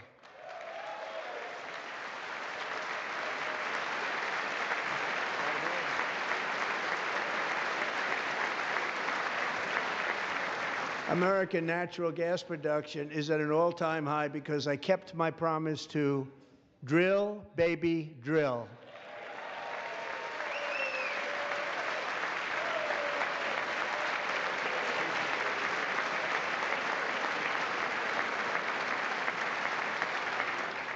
More Americans are working today than at any time in the history of our country. Think about that. Any time in the history of our country, more working today, and 100% of all jobs created under my administration have been in the private sector.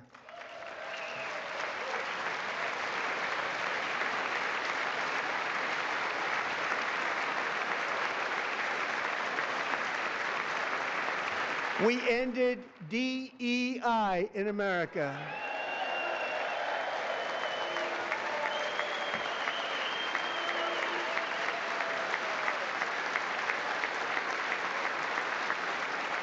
We cut a record number of job-killing regulations, and in 1 year we have lifted 2.4 million Americans, a record, off of food stamps.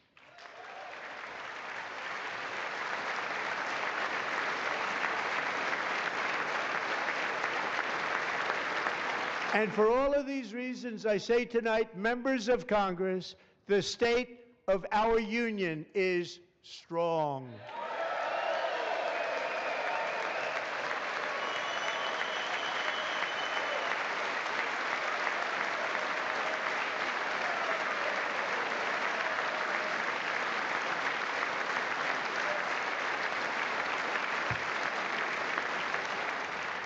Our country is winning again. In fact, we're winning so much that we really don't know what to do about it. People are asking me, please, please, please, Mr. President, we're winning too much. We can't take it anymore. We're not used to winning in our country. Until you came along, we're just always losing, but now we're winning too much. And I say, no, no, no, you're going to win again. You're going to win big. You're going to win bigger than ever. And to prove that point, here with us tonight is a group of winners who just made the entire nation proud. The men's gold medal Olympic hockey team. Come on in.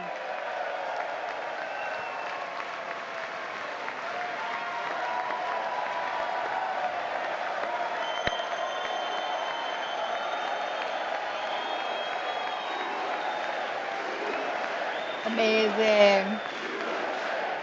I'm so glad they got the invite to come to this. The most patriotic group of young men.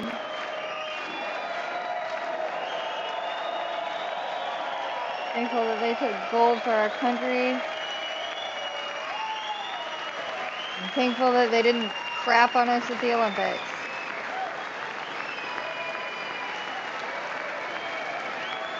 And per the rules of winning, Canada is ours now. That's how that works.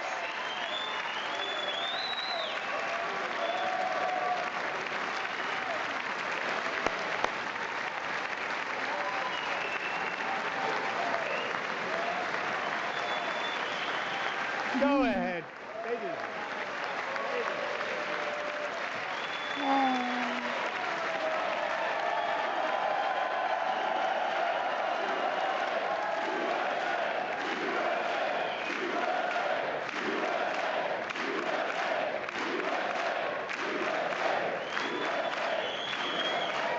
I mean, they just keep chanting it, so, you know. Wait, That's the first time I've ever seen them get up. And actually, not all of them did get up. But they beat a fantastic Canadian team in overtime, as everybody saw, as did the American women who will soon be coming to the White House. Very nice.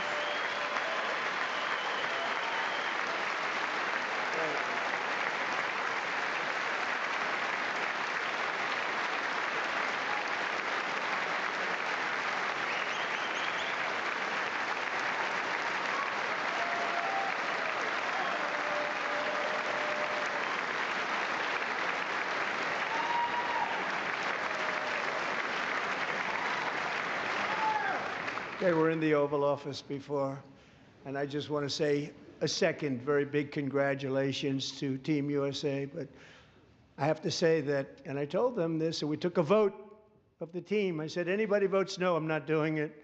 So they stood there, and they weren't about to say no, because I've never seen a goaltender play as well as goalie Connor Hellebuck.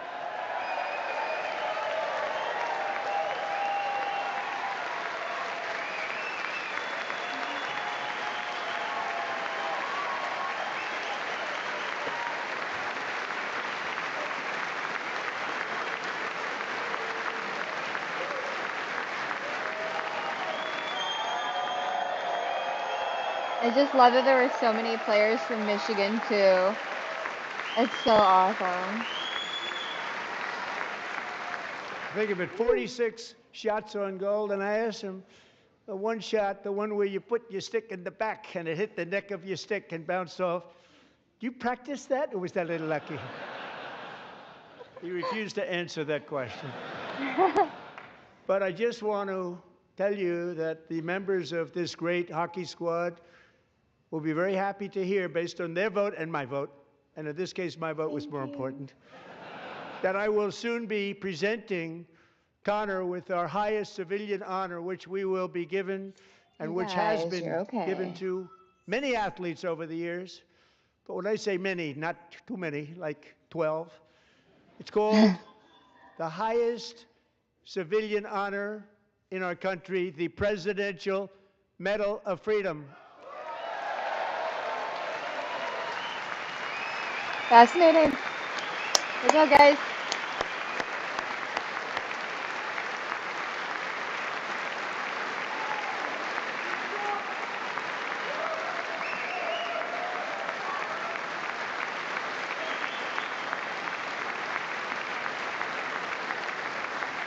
Looks like he's Great tearing athletes have gotten that, up. very great, the best, and I thought he deserved it. And I did take a vote, every single one of them. I said, I'm not giving it if anybody goes no, and every single one of them rapidly put up their hand. So I want to thank you all. What a special job you did. What special champions you are. Thank you very much.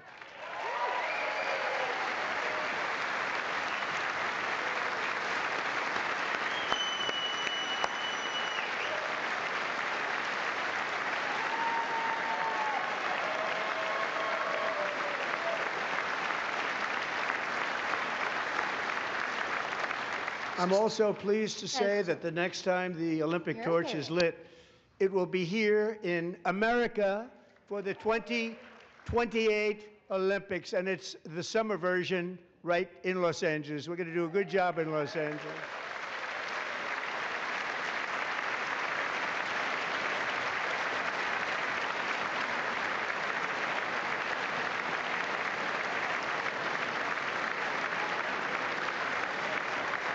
And Los Angeles is going to be safe, just like Washington, D.C. is now one of the safest cities in the country.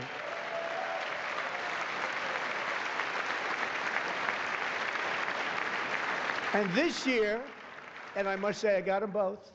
I got them in my first term, and I was disappointed because I didn't think I'd be the president when this happened.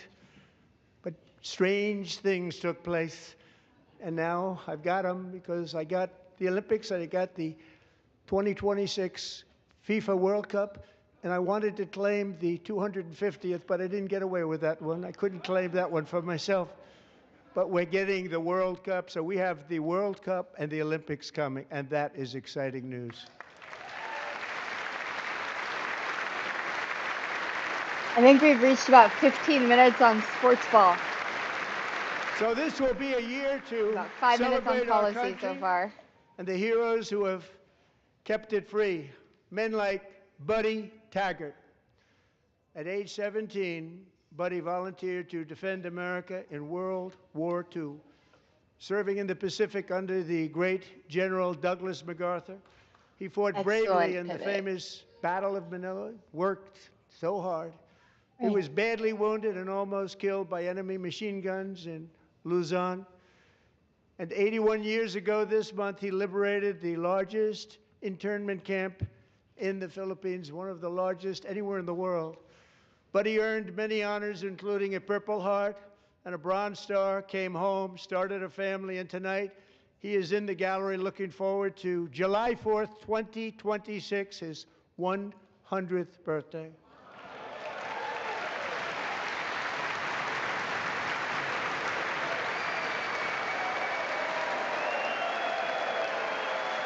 Doesn't look good. K over 80. Whoa, him.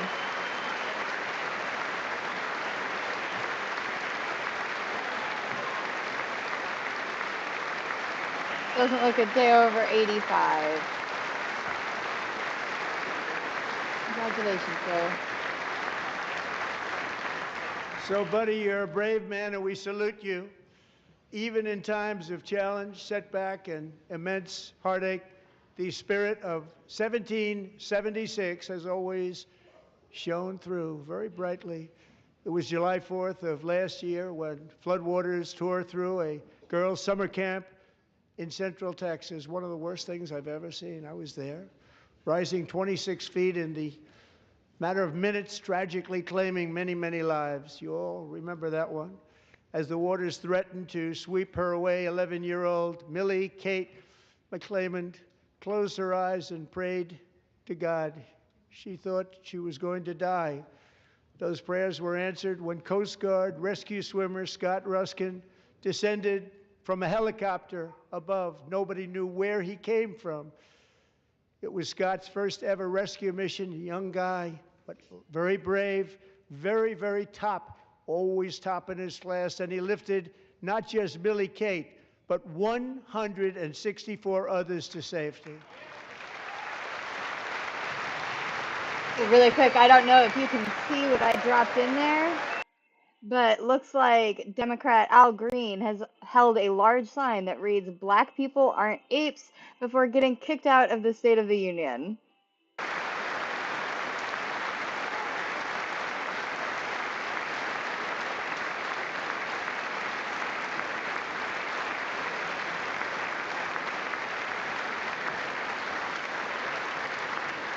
People watched Scott from a distance, and they couldn't believe what they were seeing. The winds were blowing, the rain was pouring, everything was going, and that rapid water, nobody's ever seen anything like it. They said, wow, that's something.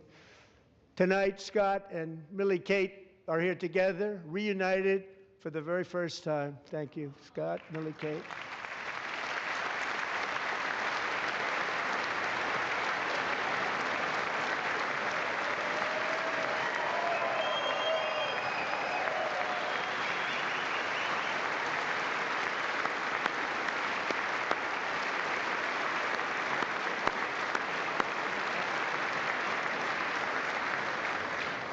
And Petty Officer Ruskin, I'm pleased to inform you that I am now awarding you the Legion of Merit for extraordinary heroism, which is what it was, extraordinary heroism. Thank you.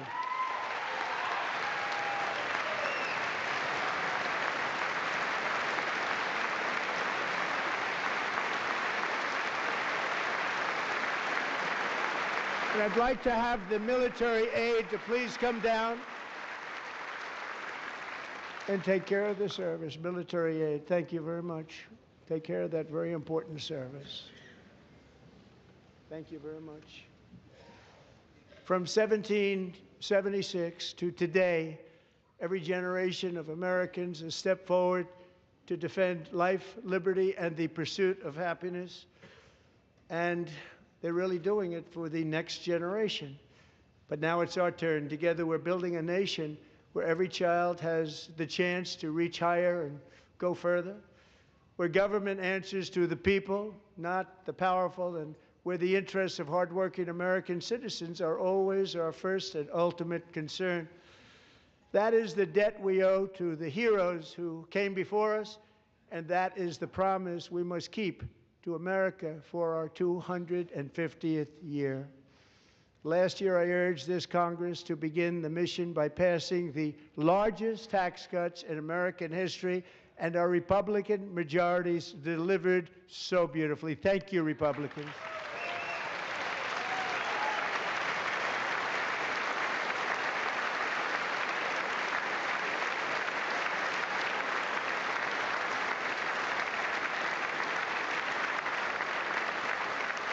All Democrats, every single one of them, voted against these really important and very necessary massive tax cuts.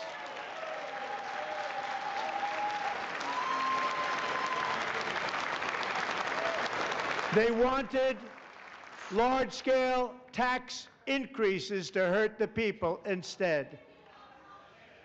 But we held strong, and with the great, big, beautiful bill, we gave you no tax on tips, no tax on overtime, and no tax on Social Security for our great seniors.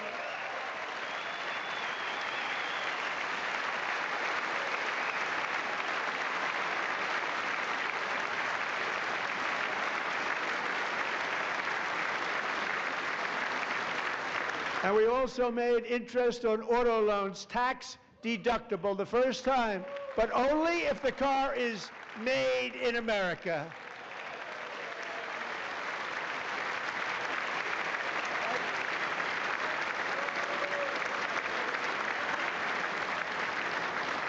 Recently in Pennsylvania, I met Megan Hemhauser, a devoted mom who's homeschools her children, beautiful, 2 children, during the day while waiting tables at night as her husband works overtime operating very heavy equipment. Megan is here this evening, and she's happy to tell you that she is so much richer because with no tax on tips, no tax on overtime, and our expanded child tax credit done again by Republicans. Megan and her husband will take home more than $5,000 extra just for the year, cutting her tax bill in more than half.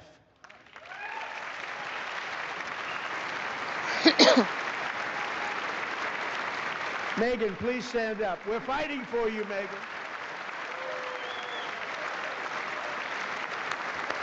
Thank you, Megan. Thank you, Megan. We're fighting for you, Megan.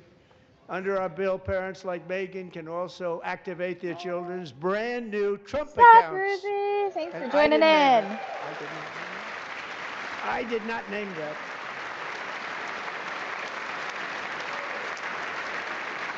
Nobody believes me, but I did not name it. It was named by a very tall man sitting right there in the third row.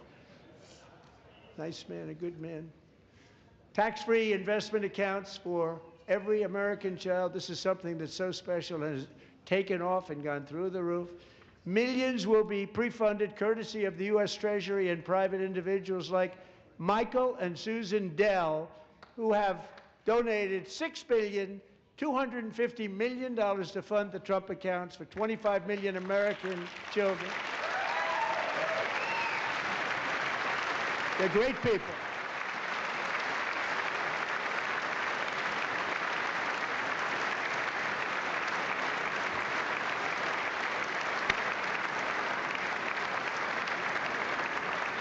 When I asked Michael Dell, how do you make all that money? He said, well, I just sat on my dorm in school and I made computers and I'd sell them to people.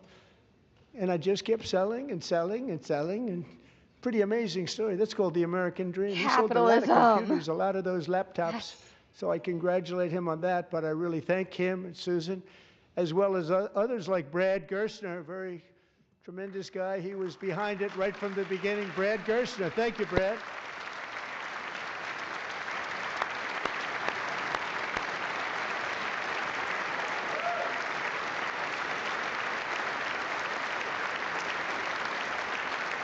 So with modest additional contributions, these young people's accounts could grow to over $100,000 or more by the time they turn 18. Think of it. How much money is that for somebody that started with nothing?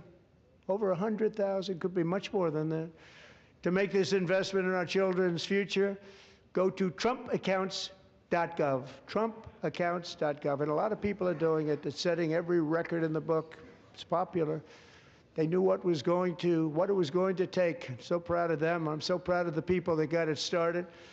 And now it's just taken off. One of the primary reasons for our country's stunning economic turnaround, the biggest in history, where the Dow Jones broke 50,000 4 years ahead of schedule, and the S&P hit 7,000, where it wasn't supposed to do it for many years, were tariffs. I used these tariffs, took in hundreds of billions of dollars to make great deals for our country, both economically and on a national security basis. Everything was working well. Countries that were ripping us off for decades are now paying us hundreds of billions of dollars. They were ripping us so badly, you all know that. Everybody knows it. Even the Democrats know it. They just don't want to say it. And yet these countries are now happy, and so are we. We made deals. The deals are all done. And they're happy. They're not making money like they used to, but we're making a lot of money. There was no inflation, tremendous growth, and the big story was how Donald Trump called the economy correctly, and 22 Nobel Prize winners in economics didn't. They got it totally wrong. They got it really wrong. And then just 4 days ago, an unfortunate ruling from the United States Supreme Court. It just came down. It came down. Very unfortunate ruling. But the good news is that almost all countries and corporations want to keep the deal that they already made. Right, yes, Scott? We have the bingo card up, knowing and we're almost the at legal the power bingo. that I, as president, have Just to gotta make get a to, new deal could be Ozempic. far worse for them, and therefore they will continue to work along the same successful path that we had negotiated before the Supreme Court's unfortunate involvement. So despite the disappointing ruling, these powerful country saving. It's saving our country, the kind of money we're taking in. Peace protecting. Many of the wars I settled was because of the threat of tariffs. I wouldn't have been able to settle them without. Will remain in place under fully approved and tested alternative legal statutes. And they have been tested for a long time. They're a little more complex, but they're actually probably better, leading to a solution that will be even stronger than before. Congressional action will not be necessary. It's already time-tested and approved. And as time goes by, I believe the tariffs paid for by foreign countries will, like in the past, substantially replace the modern-day system of income tax, taking a great financial burden off the people that I love.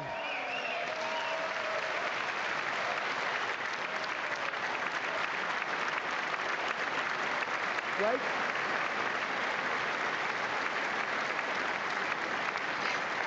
Moving forward, factories, jobs, taking the tax investment, burden and off the trillions and people that trillions he of dollars loves. will continue pouring into the United States of America because we finally have a president who puts America first. I put America first. I love America.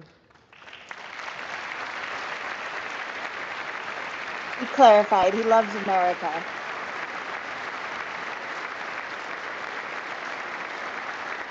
For decades before I came along, we had the exact opposite. From trade to health Well, we care, know from one group who energy does. to immigration, everything was stolen and rigged in order to drain the wealth out of the productive, hardworking people who make our country great, who make our country run. Under Biden and his corrupt partners in Congress and beyond, it reached a breaking point with the Green New scam, open borders for everyone. They poured in by the millions and millions from prisons, from mental institutions. They were murderers, 11,888 murders. They came into our country. You allowed that to happen.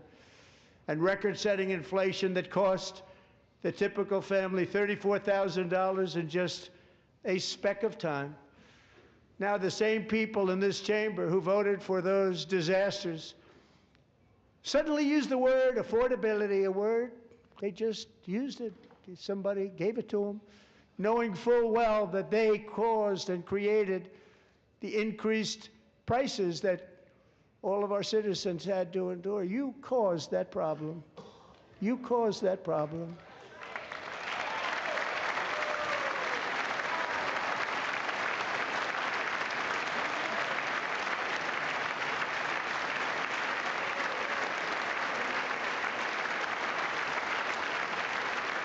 They knew their statements were a lie. They knew it. They knew their statements were a dirty, rotten lie. Their policies created the high prices. Our policies are rapidly ending them. We are doing really well. Those prices are plummeting downward.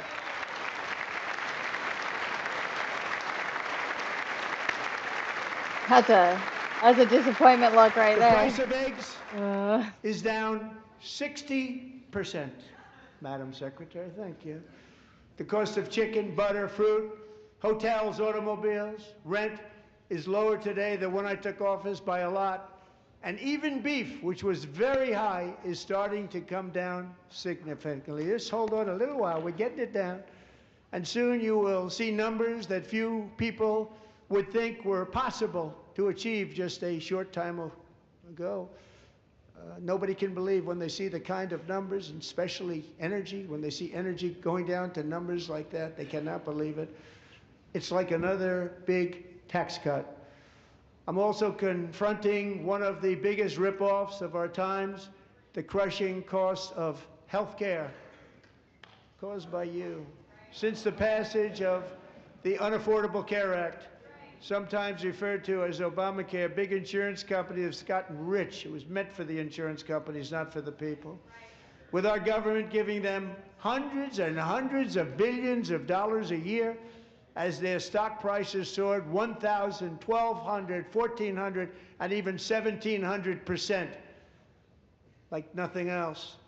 That's why I introduced the great health care plan I want to stop all payments to big insurance companies and instead give that money directly to the people so they can buy their own health care, which will be better health care at a much lower cost. Excellent.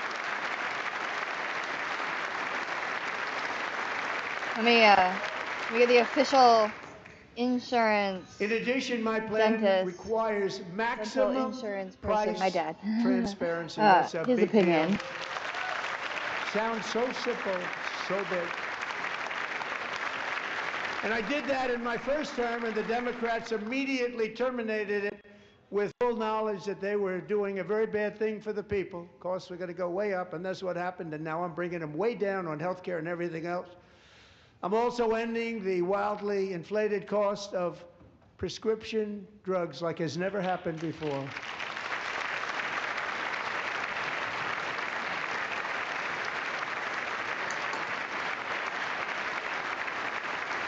Other presidents tried to do it, but they never could. They tried.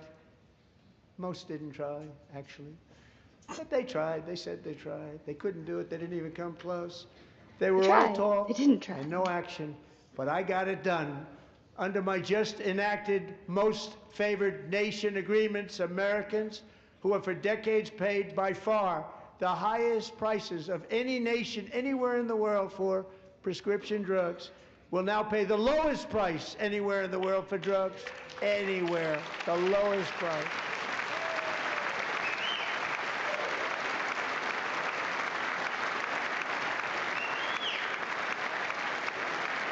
So in my first year of the second term, should be my third term, but strange things happen. I took prescription drugs, a very big part of healthcare, from the highest price in the entire world to the lowest. That's a big achievement. The result is price differences of 300, 400, 500, 600% and more. All available right now at a new website called trumprx.gov. And I didn't name that one either, by the way.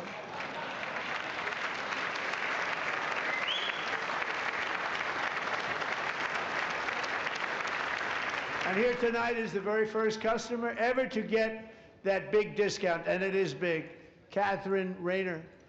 For 5 years, she and her husband have struggled with infertility, and they turned to IVF. One drug has been costing Catherine $4,000 to purchase. But a few weeks ago, she logged onto the TrumpRx website and got that same drug that cost $4,000, got it for under $500, a reduction of much more, actually, than $3,500. Catherine, we are all praying for you, and you're going to be a great mom.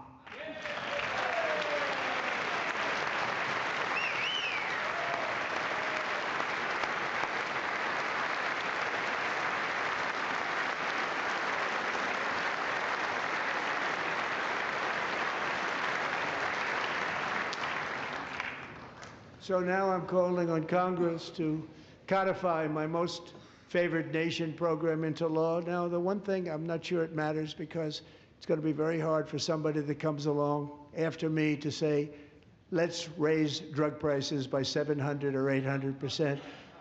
But John and Mike, if you don't mind, codify it anyway. They may do it. Codify it anyway. Thank you. Many Americans are also concerned that energy demand from AI data centers could unfairly drive up their electric utility bills. Tonight, I'm pleased to announce that I have negotiated the new Ratepayer Protection Pledge. You know what that is? We're telling the major tech companies that they have the obligation to provide for their own power needs. They can build their own power plants as part of their factory so that no one's prices will go up.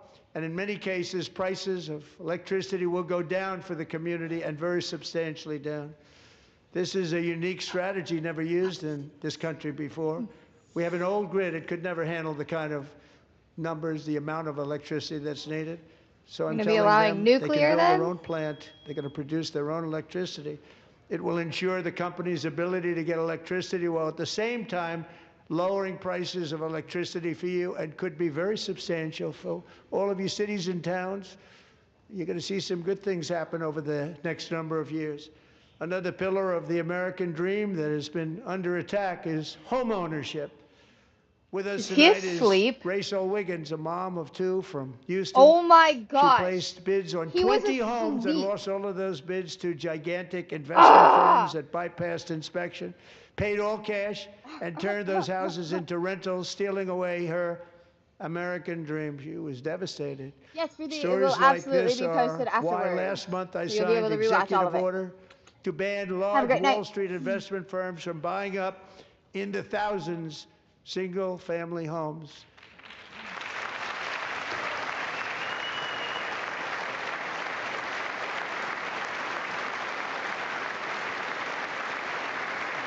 And now I'm asking Congress to make that ban permanent, because homes for people, really, that's what we want. We want homes for people, not for corporations. Corporations are doing just fine. Rachel, thank you very much. Good luck with your home. You'll get one soon.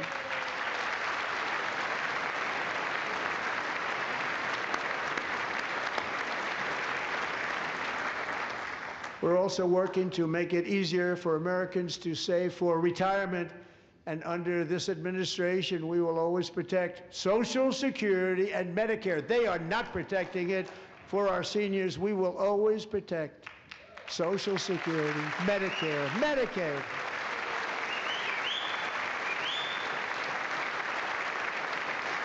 Since I took office, the typical 401k balance is up by at least $30,000. That's a lot of money. We have millions and millions of people, because the stock market has done so well, setting all those records. Your 401ks are way up. Yet half of all of working Americans still do not have access to a retirement plan with matching contributions from an employer. To remedy this gross disparity, I'm announcing that next year my administration will give these often forgotten American workers, great people, the people that built our country, access to the same type of retirement plan offered to every federal worker. We will match your contribution with up to $1,000 each year. As we ensure that all Americans can profit from a rising stock market, let's also ensure that members of Congress cannot corruptly profit from using insider information.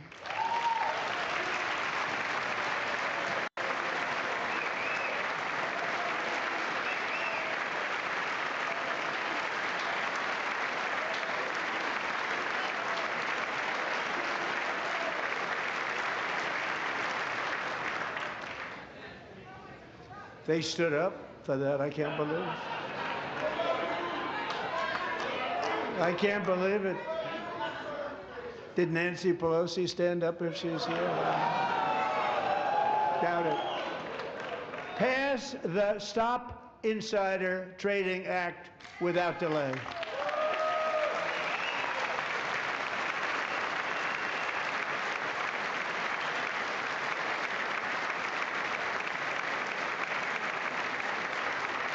I wasn't sure if anybody even on this side was going to applaud for that. I'm very impressed. Thank you. I'm very impressed. But when it comes to the corruption that is plundering, it's plundering America.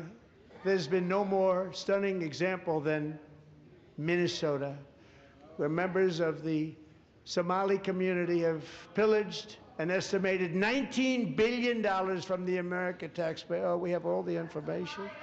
And in actuality, the number is much higher than that.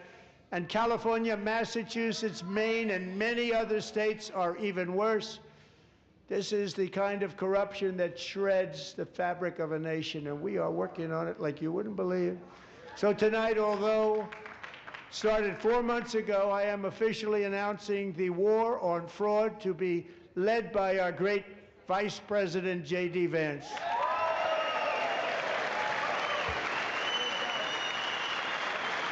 There's almost another job for Rubio.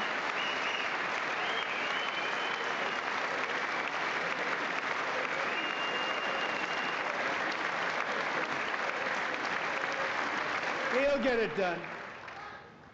And if we're able to find enough of that fraud we will actually have a balanced budget overnight. It'll go very quickly. That's the kind of money you're talking about. We'll balance our budget.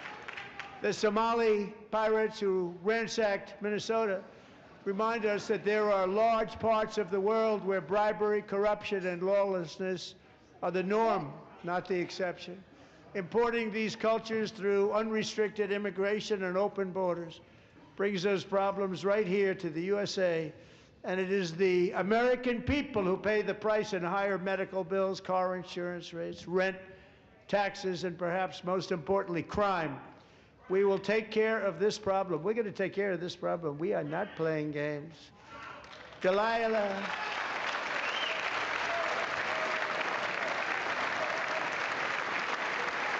Use some fire.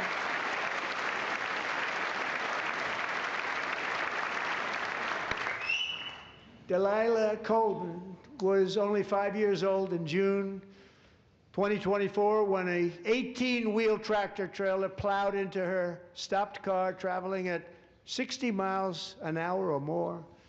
The driver was an illegal alien let in by Joe Biden and given a commercial driver's license by open borders politicians in California. Doctors said Delilah would never be able to walk or talk, have a good life. She wouldn't even be able to eat again. But against all odds, she is now in the first grade learning to walk. And she's here this evening with her dad, Marcus, a fantastic man. Delilah, please, you are a great inspiration. Please stand up. Aww. What a cutie.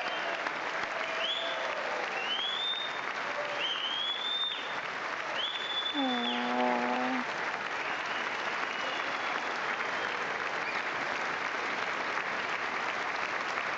Oh.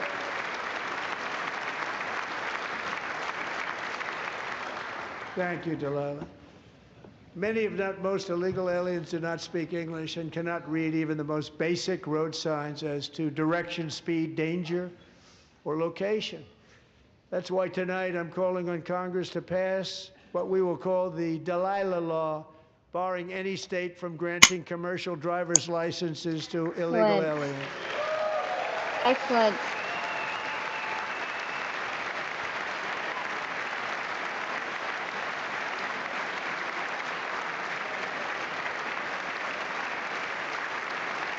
And yesterday, as you probably saw at the White House, I hosted a ceremony with Americans who lost their treasured loved ones to the scourge of illegal immigration. People came into our country, how we allowed this to happen with our open borders.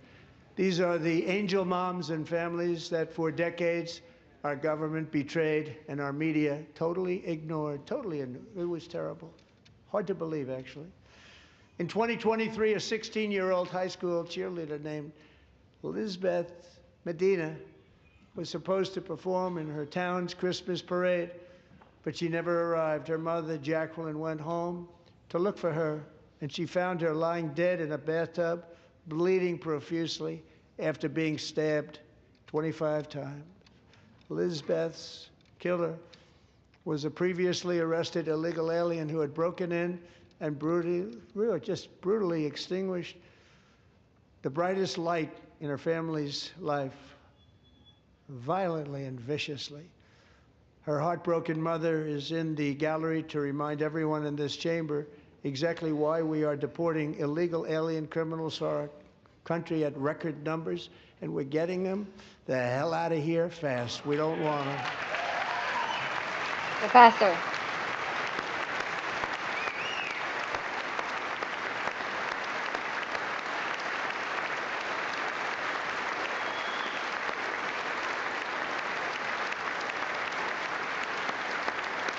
And the Democrats are refusing to stand.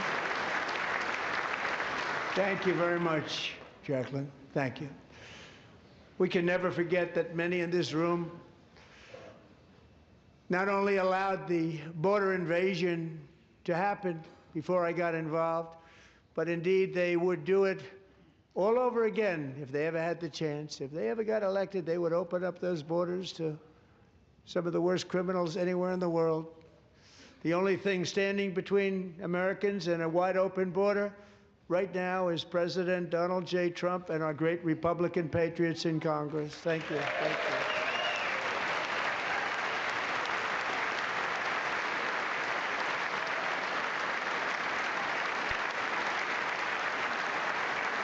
As we speak, Democrats in this chamber have cut off all funding for the Department of Homeland Security. It's all cut off.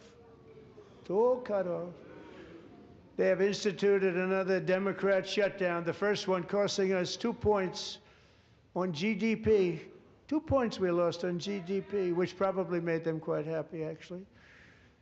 Now they have closed the agency responsible for protecting Americans from terrorists and murderers. Tonight I'm demanding the full and immediate restoration of all funding for the border security, Homeland Security of the United States, and also for helping people clean up their snow. We have no money because of the Democrats, and it would be nice, we'd love to give you a hand at cleaning it up, but you gave no money. Nobody's getting paid. It's a shame. So you have to think about it. We have, in case you didn't know, a pretty large snowstorm out there. One of the great things about the State of the Union is how it gives Americans a chance to see clearly what their representatives really believe. Oh my goodness. So tonight I'm inviting every legislator to join with my administration in reaffirming a fundamental principle. If you agree with this statement, then stand up and show your support. The first duty of the American government is to protect American citizens, not illegal aliens. Yes.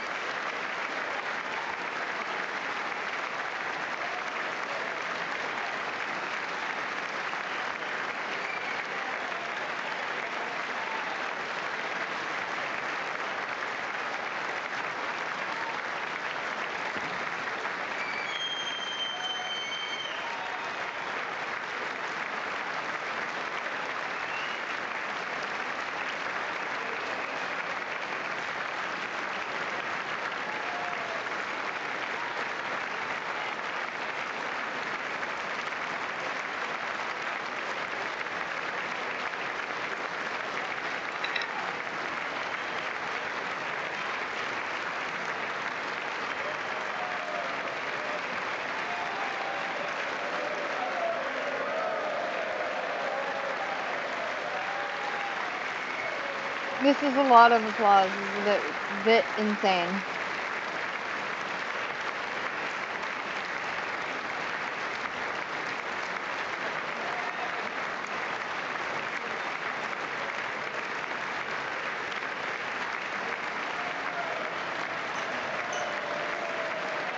That would actually be the funniest sight to do at the State of the Union. Just keep the applause going and going and going.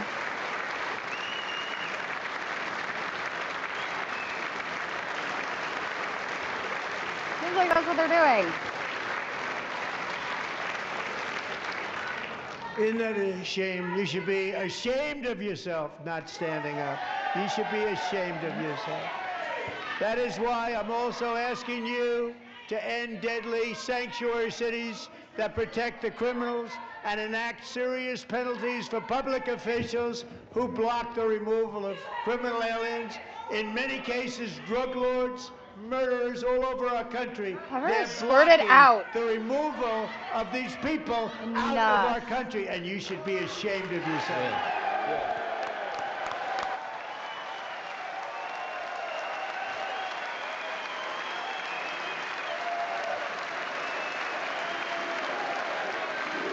Like two bad comments away from an all-out brawl.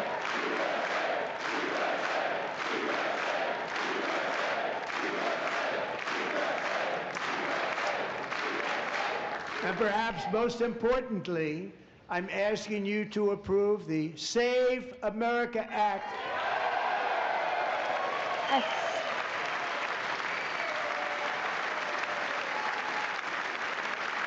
to stop illegal aliens and others who are unpermitted persons from voting in our sacred American elections. The cheating is rampant in our elections. It's rampant. It's very simple. All voters must show voter ID.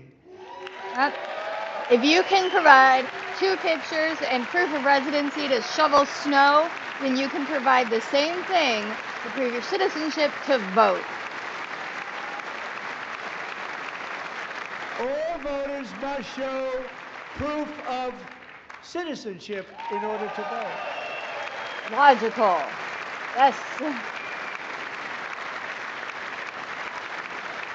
And no more crooked mail-in ballots except for illness, disability, military, or travel. None. Bring back patriotism, where we want to stand in line for the polls because we're proud of our country. Including Democrats, 89%. We're proud that we can have this right.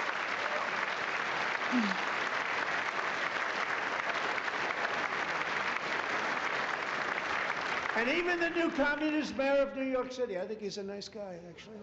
Speak to him a lot. Bad policy, but nice guy. Just said they want people to shovel snow. They got hit hard. Wants them to shovel snow, but if you apply for that job, you need to show 2 original forms of ID and a Social Security card. Oh my gosh! Yet they don't want identification for the greatest privilege of them all, voting in America. No, it's no good. No good. Both Republicans and Democrats overwhelmingly agree on the policy that we just enunciated. And Congress should unite and enact this common sense, country-saving legislation right now, and it should be before anything else happens. Go! Yes.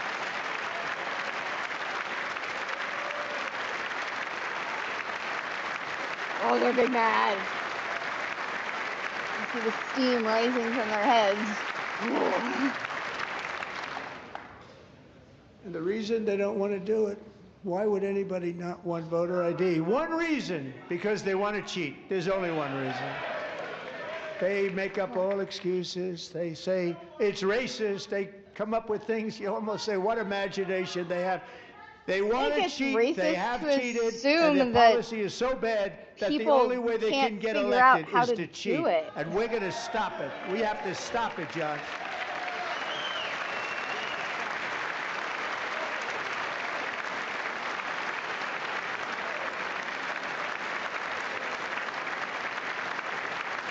And here is one more opportunity to show common sense in government. In the gallery tonight are Sage Blair and her mother, Michelle. In 2021, Sage was 14 when school officials in Virginia sought to socially transition her to a new gender, treating her as a boy and hiding it from her parents. Hard to believe, isn't it? Before long, a confused Sage ran away from home after she was found in a horrific situation in Maryland. A left-wing judge refused to return Sage to her parents because they did not immediately state that their daughter was their son. Sage was thrown into an all-boys state home and suffered terribly for a long time. But today, all of that is behind them because Sage is a proud and wonderful young woman with a full-ride scholarship to Liberty University. Sage and Michelle, please stand up.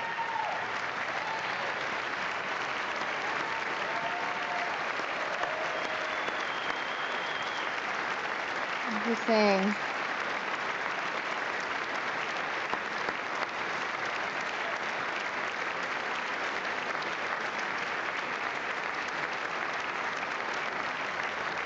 And thank you for your great bravery. And who can believe that we're even speaking about things like this?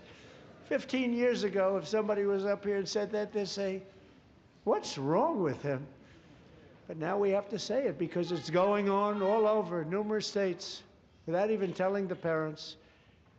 But surely we can all agree no state can be allowed to rip children from their parents' arms and transition them to a new gender against the parents' will. Who would believe that we've been talking about this? We must ban it, and we must ban it immediately.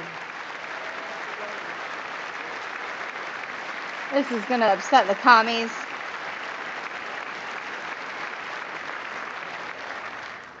Look, nobody stands up. These people are crazy, I'm telling you. They're crazy.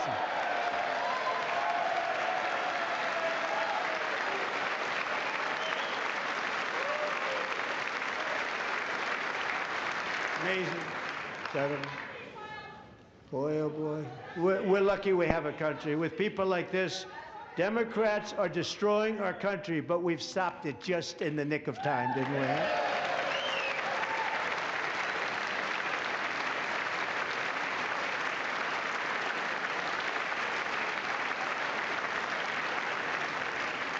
No one cares more about protecting America's youth than our wonderful First Lady, now a movie star. She's a movie star. Can you believe it?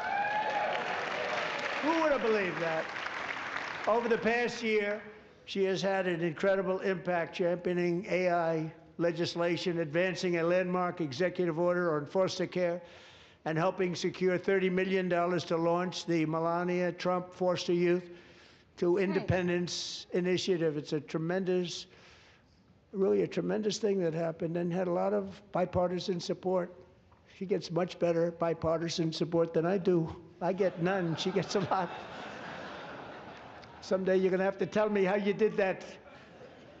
And students and educators in every state have joined the First Lady's efforts in the presidential AI challenge, keeping America's next generation positioned to succeed and strongly succeed in the future. Tonight we welcome two young people whose lives reflect the First Lady's impact, Sierra Burns and Everest Nevermont. Thank you both, and Melania, thank you. I know how hard you worked on it. Thank you very much.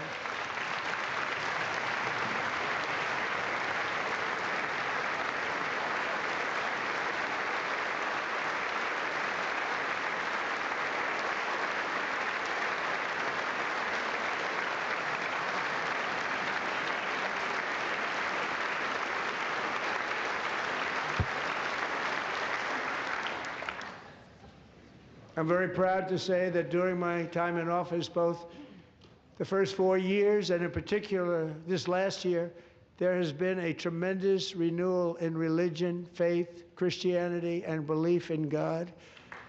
Yeah. Tremendous renewal. Yeah. Amen.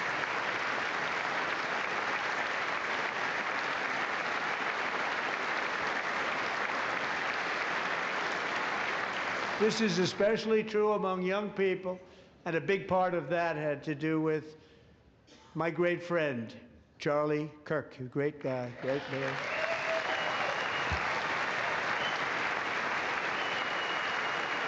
Oh, Erica's there. So last year, Charlie was violently murdered by an assassin and martyred, really martyred for his beliefs. His wonderful wife, Erica, is with us tonight. Erica, please stand.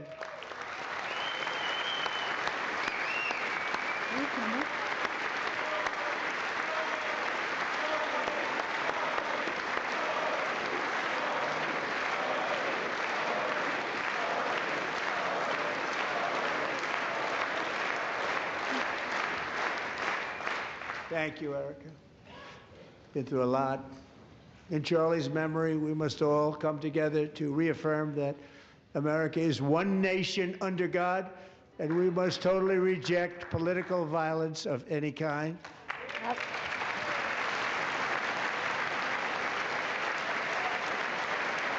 It'd be nice if there's no more political violence. We love religion, and we love bringing it back, and it's coming back at levels that nobody actually thought possible. It's really a beautiful thing to see. Above all, unleashing America's promise requires keeping our communities safe. We have made incredible strides, yet dangerous repeat offenders continue to be released by pro-crime Democrat politicians again and again. We are honored to be joined tonight by a woman who's been through hell, Anya Zarutska. In 2022, she and her beautiful daughter, so beautiful, what a beautiful young woman, Irina fled war-torn Ukraine to live with relatives near Charlotte, North Carolina. And by the way, what's going on with Charlotte? Last summer, 23-year-old Irina was riding home on the train when a deranged monster who had been arrested over a dozen times and was released through no cash bail stood up and viciously slashed a knife through her neck and body. No one will ever forget, there were people on that train. No one will ever forget the expression of terror on Irina's face as she looked up at her attacker in the last seconds of her life. She died instantly. She had escaped a brutal war only to be slain by a hardened criminal, set free to kill in America, came in through open borders. Mrs. Zarutska, tonight I promise you we will ensure justice for your magnificent daughter, Irina. If I remember right, he was convicted and released like 74, 72 times, some ridiculous amount.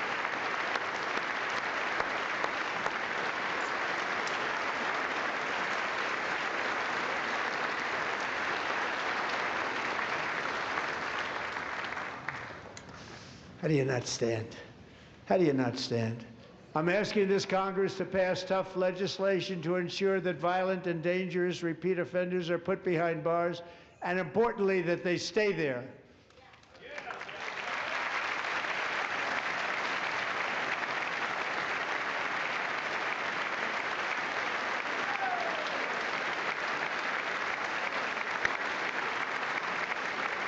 Starting last summer, I deployed our National Guard and federal law enforcement to restore law and order to our most dangerous cities, including Memphis, Tennessee, big success, New Orleans, Louisiana, big success, and our nation's capital itself, Washington, D.C., where we have almost no crime anymore in Washington, D.C. How did that happen?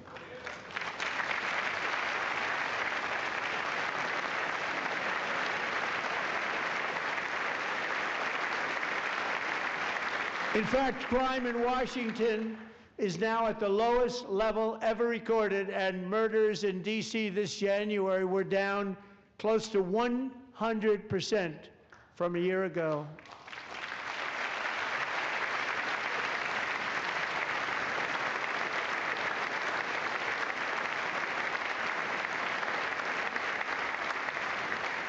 They don't like to hear that. One of the sick people, one of the brave service members who helped achieve this stunning turnaround was 20-year-old West Virginia Army National Guard Specialist Sarah Beckstrom. After a 4-month deployment, she voluntarily extended her service, and her rank was going to be lifted. She was doing so well. They were so proud of her. But the very next day, she was on patrol near the White House when she was ambushed and shot in the head by a terrorist monster from Afghanistan. Shouldn't have been in our country. And all because she wore the uniform of our nation, she was shot. He traveled here because he didn't like people wearing our uniform. He was sick and deranged, shouldn't have been in our country. Sarah Beckstrom died in order to defend our capital, and we are honored to be joined by her wonderful parents, Gary and Eva Lee.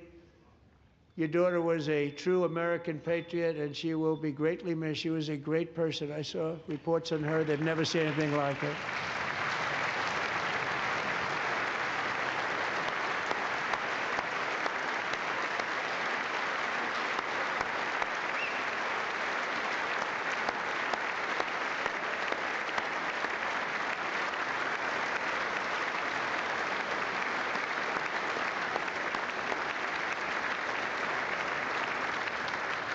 So sorry. Thank you very much. A great young lady. I saw reports that were like, perfect. She was perfect. Serving alongside Sarah that day was Staff Sergeant Andrew Wolf. The terrorist shot Andrew in the head, and no one thought he could possibly make it. The two of them, Sarah and Andrew, both shot violently in the head. Neither was expected to make it.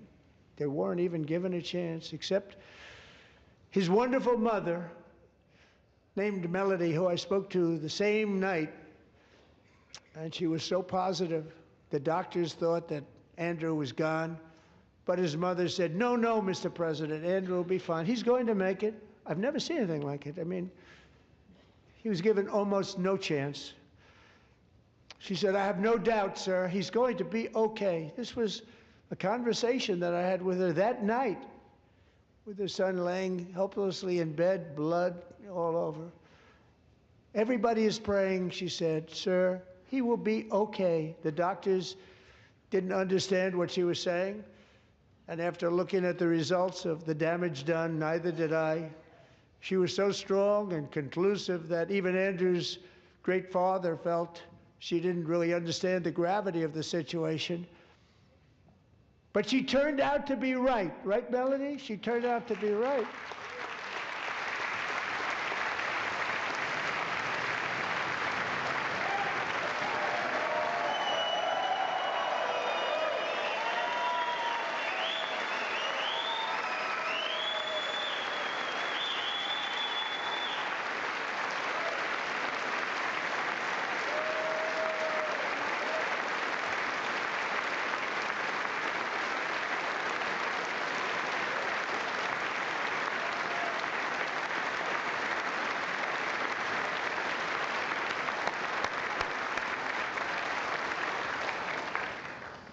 Amazing, actually. I said, where does this woman come from? She's the most positive person I've ever met. With God's help, Andrew has battled back from the edge of death, and we're talking about the edge of death, on his way to a miraculous recovery. He's got a little work to do, but he's doing great. Nice to see you. He's a good-looking guy. Nice to see you. Thanks, Andrew. Thank you very much.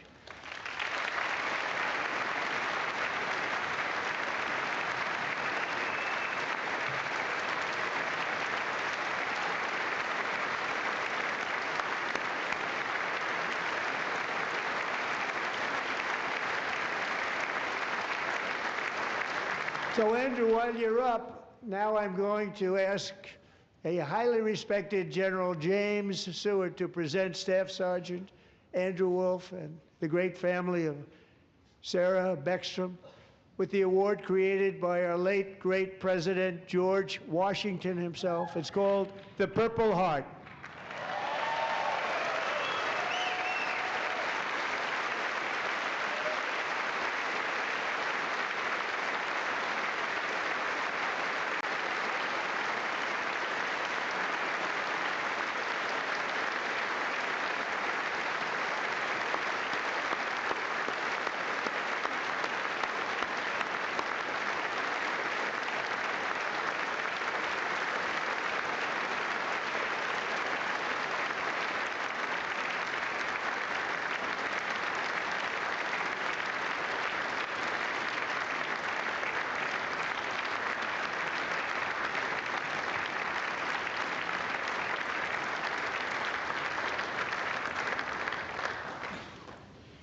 We love you all. Love you. We're proudly restoring safety for Americans at home, and we are also restoring security for Americans abroad.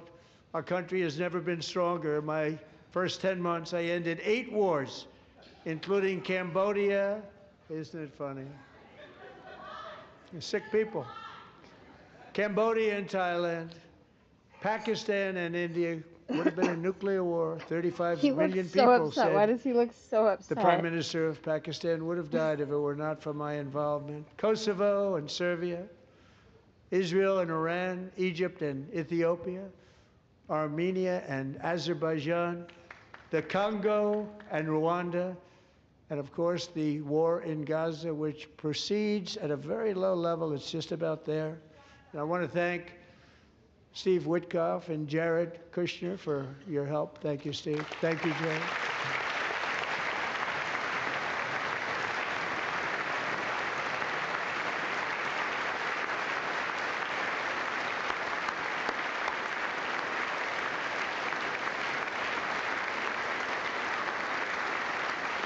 And I also want to thank the man they report to, Secretary of State Marco Rubio. Thank you, Marco.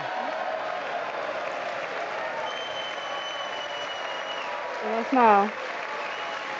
That's no. No one.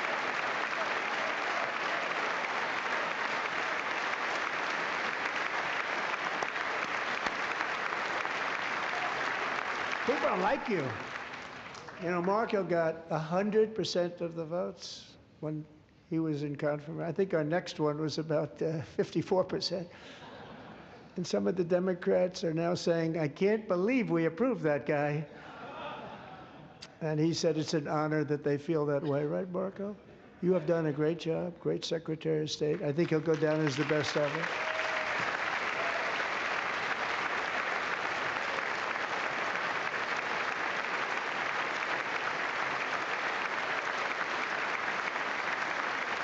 Under the ceasefire I negotiated, every single hostage, both living and dead, has been returned home. Can you believe that?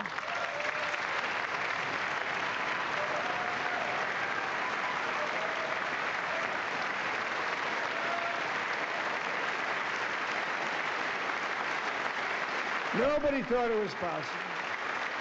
Nobody thought that was possible. Both living and dead. And those parents who had a dead son, their boy, they'd always tell me their boy, they wanted him as much as though he were living.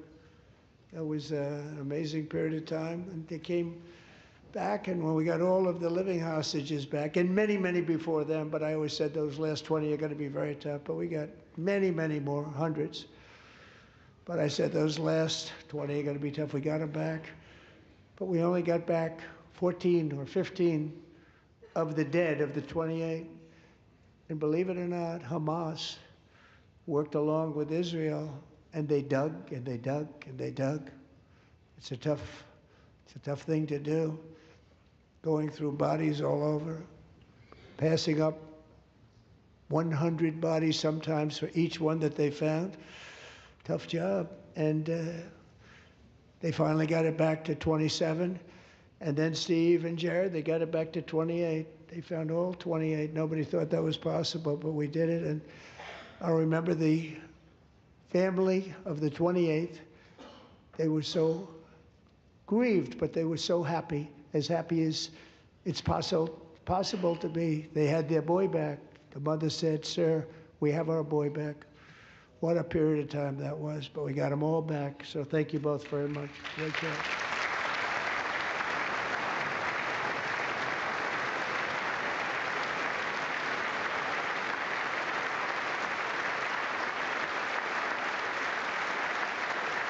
And we're working very hard to end the 9th war, the killing and slaughter between Russia and Ukraine, where 25,000 soldiers are dying each and every month. Think of that, 25,000 soldiers are dying a month.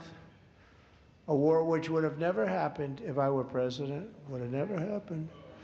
As president, I will make peace wherever I can, but I will never hesitate to confront threats to America wherever we must. That's why in a breakthrough operation last June, the United States military obliterated Iran's nuclear weapons program with an attack on Iranian soil known as Operation Midnight Hammer.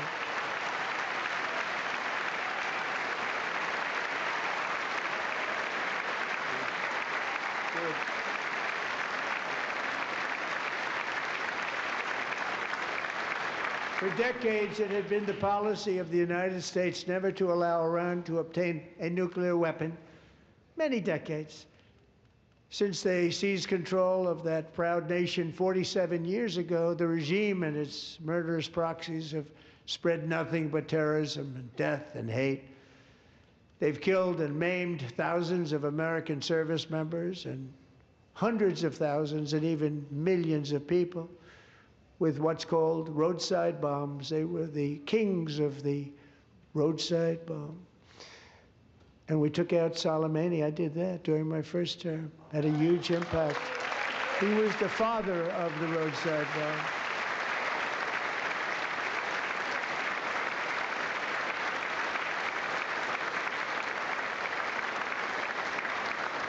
And just over the last couple of months with the protests, they've killed at least, it looks like 32,000 protesters. 32,000 protesters in their own country. They shot them and hung them. We stopped them from hanging a lot of them with the threat of serious violence. But this is some terrible people. They've already developed missiles that can threaten Europe and our bases overseas, and they're working to build missiles that will soon reach the United States of America. After Midnight Hammer, they were warned to make no future attempts to rebuild their weapons program, and in particular, nuclear weapons. Yet they continue, starting it all over. We wiped it out, and they want to start all over again, and are at this moment again pursuing their sinister ambitions. We are in negotiations with them. They want to make a deal, but we haven't heard those secret words. We will never have a nuclear weapon. My preference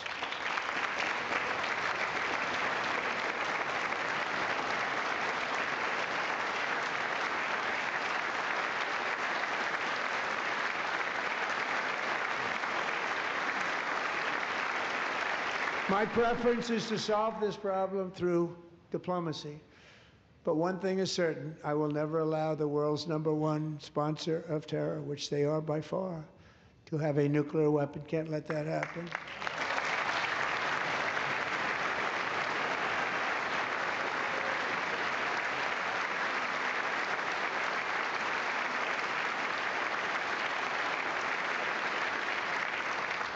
And no nation should ever doubt America's resolve. We have the most powerful military on earth. I rebuilt the military in my first term. We're going to continue to do so. Also, we just approved a $1 trillion budget. We have no choice. We have to be strong, because hopefully we will seldom have to use this great power that we built together. It's really called peace through strength, and it's been very, very effective. So close to getting that bingo.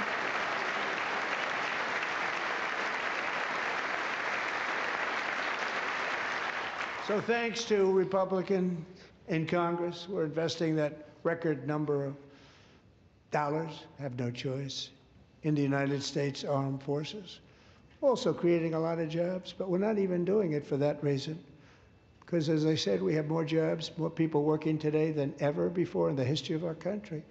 And NATO countries are friends and allies. They are. They're our friends and they're our allies. Have just agreed, at my very strong request, to pay 5% of GDP for military defense rather than the 2%, which they weren't paying. We were paying for almost all of NATO.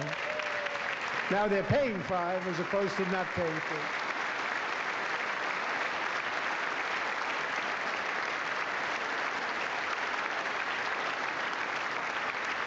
And getting that 5% was something which everyone said would never be done, could not happen. We got it really easily with one meeting.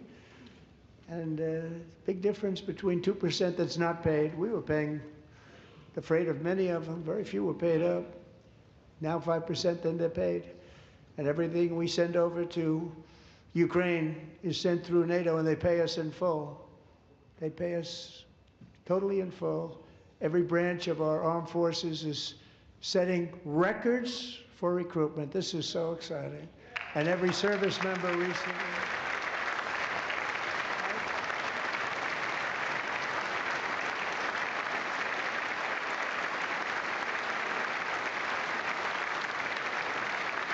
And every service member recently received a warrior dividend of $1,776.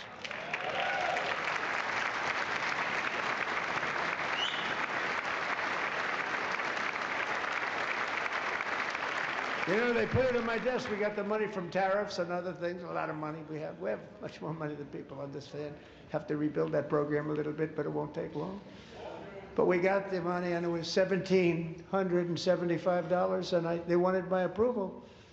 And I said, what's the number? $1,775. I said, wait a minute, for $1 more we can have $1,776. It's going to I said, we're going to figure that. I never asked anybody if we could afford it. $1 more. I said 1776. And I said, that's good. And I'll tell you what, our military, that was 4 months ago, our military, I never see a person in the military that doesn't thank me for it. So we're honored to do it. They deserve it. And we call it 1776. It was great. And we love our military. We love our law enforcement. We love our firemen. You know, the firemen don't get mentioned enough. We love our firemen. We're also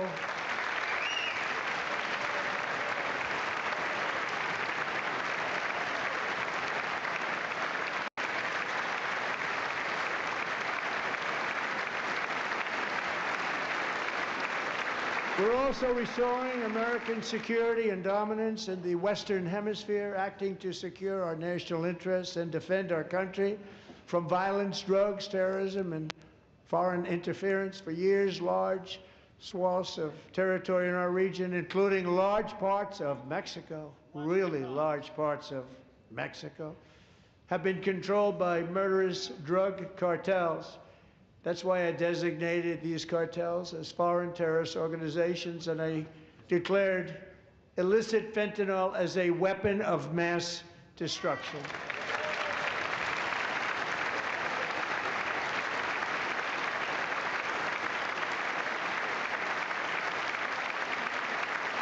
And with our new military campaign, we have stopped record amounts of drugs coming into our country and virtually stopped it completely coming in by water or sea. You probably noticed that. We very seriously damaged their fishing industry also. Nobody wants to go fishing anymore. We've also taken down one of the most sinister cartel kingpins of all. You saw that yesterday. In January,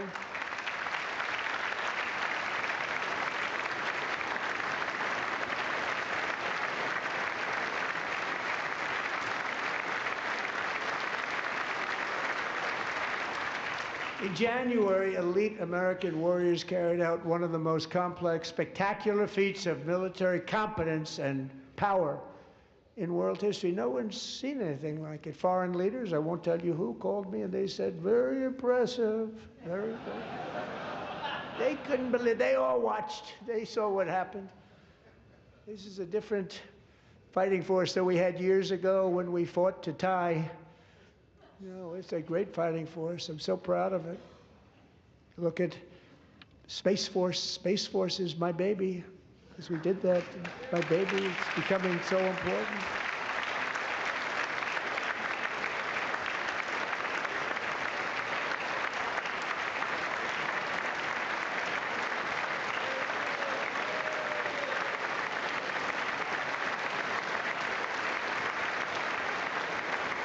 And America's armed forces overwhelmed all defenses and utterly defeated an enemy, good fighters, to end the reign of outlaw dictator Nicolas Maduro and bring him to face American justice.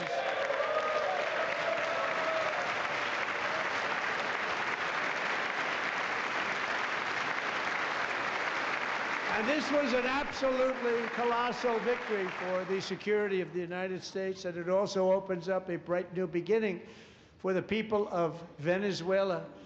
We're working closely with the new president of Venezuela, Delcy Rodriguez, to unleash extraordinary economic gains for both of our countries and to bring new hope to those who have suffered so terribly. They really did suffer. With us tonight is Alejandro Gonzalez. She grew up in a tight-knit Venezuelan family and was especially close to her beloved uncle Enrique. But after Enrique ran for office and opposed Maduro, he was kidnapped by Maduro's security forces and thrown into the regime's really infamous prison in Caracas. Alejandro feared she would never see her uncle again. She feared for her own life also. But since the raid, we have worked with the new leadership, and they have ordered the closure of that vile prison and released hundreds of political prisoners already, with more to come. Alejandro, I'm pleased to inform you that not only has your uncle been released, but he is here tonight. We brought him over to celebrate his freedom with you in person. Enrique, please come down.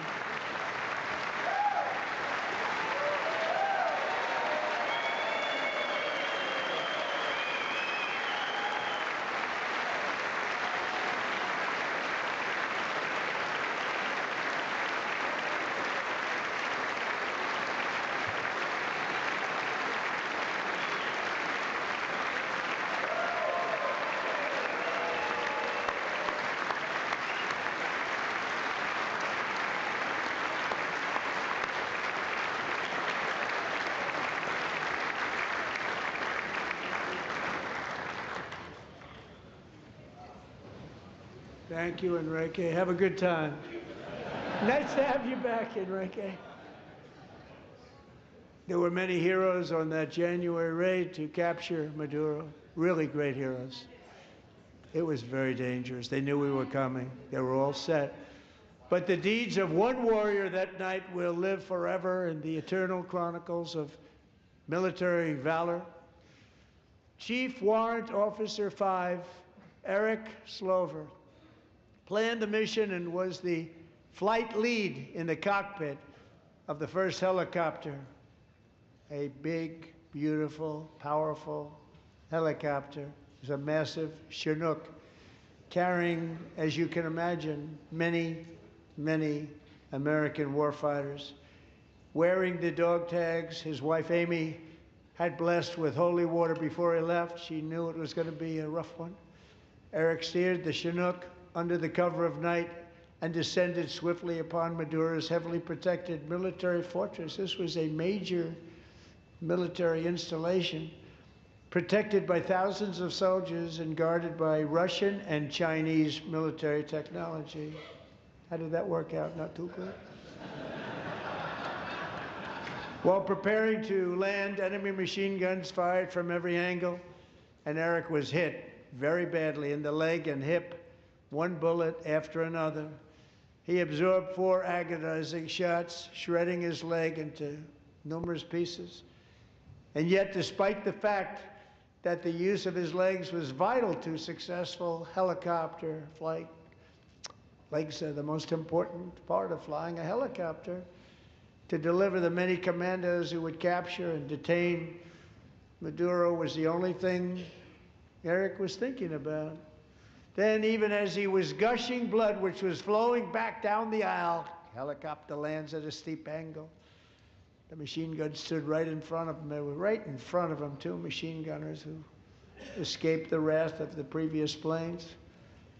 Eric maneuvered his helicopter with all of those lives and souls to face the enemy and let his gunners eliminate the threat.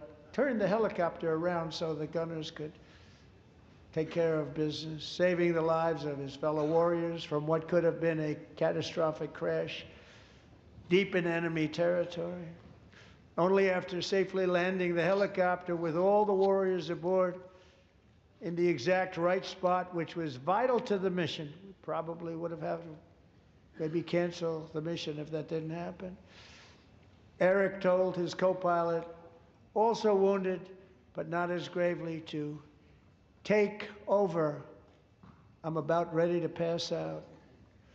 The success of the entire mission and the lives of his fellow warriors hinge on Eric's ability to take the searing pain. It was unbelievable what's happened to his legs of the bullets and keep on flying and landing, and people knew what was happening. Everybody in the back of the helicopter knew because they saw the blood pouring down the aisle. Chief Warrant Officer Slover is still recovering from his serious wounds, but I'm thrilled to say that he is here tonight with his wife Amy, Eric, and Amy, come on in.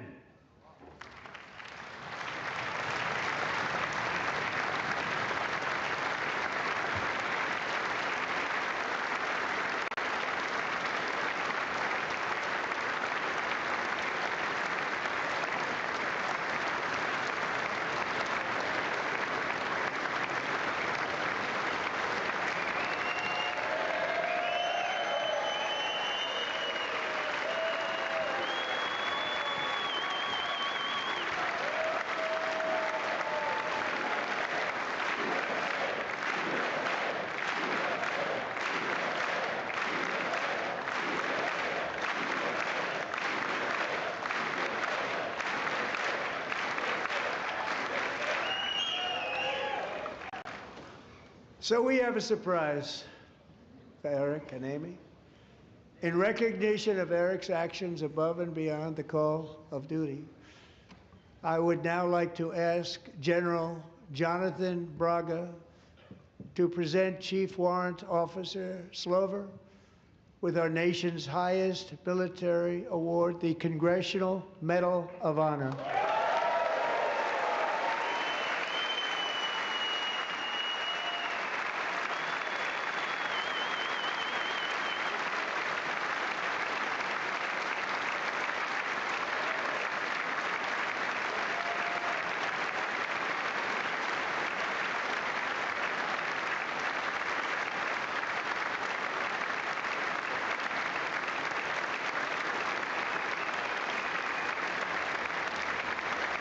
Ryan will be right back.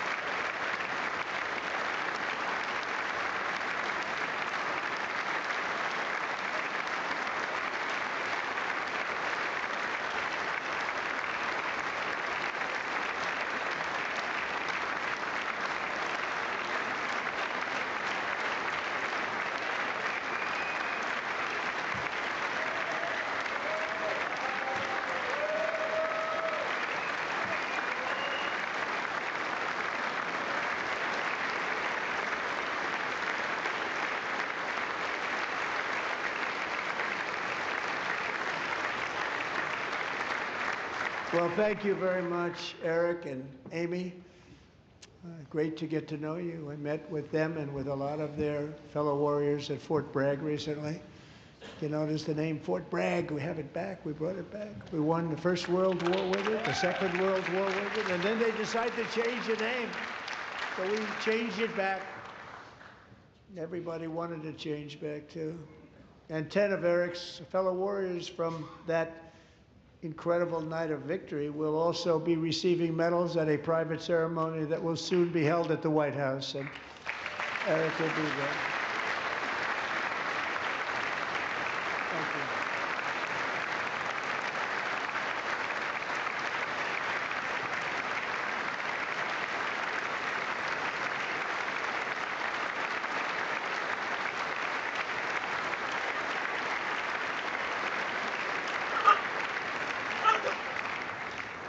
Thank you, Eric. That's a big one.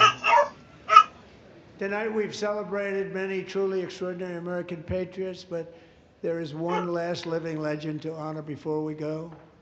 He is one more heroic American aviator, Navy fighter pilot. Royce Williams served in World War II, Korea, Vietnam, flying more than 220 missions. In the skies over Korea in 1952, Royce was in the dogfight of a lifetime, legendary dogfight. Flying through blizzard conditions, his squadron was ambushed by 7 Soviet fighter planes. It was his first aerial combat of the war, and despite being massively outnumbered and outgunned, Royce led the takedown of 4 enemy jets and almost destroyed the others, vanquishing his adversaries while taking 263 bullets to his own plane and being seriously hurt. His story was secret for over 50 years. He didn't even want to tell his wife, but the legend grew and grew. But tonight, at 100 years old, this brave Navy captain is finally getting the recognition he deserves. He was a legend long before this evening. Royce, please stand up, and I will ask the First Lady of the United States to present Captain Royce Williams with his Congressional Medal of Honor.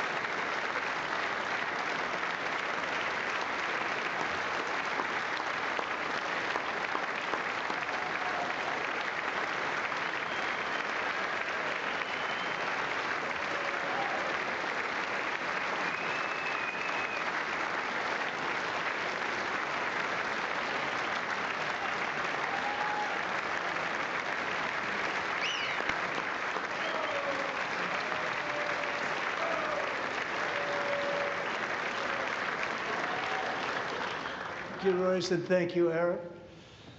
I've always wanted the Congressional Medal of Honor, but I was informed I'm not allowed to give it to myself, and I wouldn't know why I'd be taking it, but if they ever open up that law, I will be there with you someday.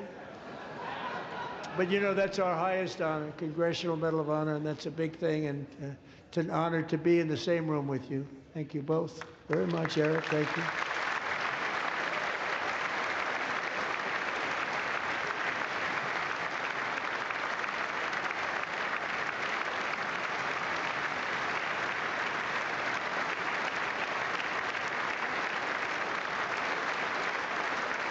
Thank you.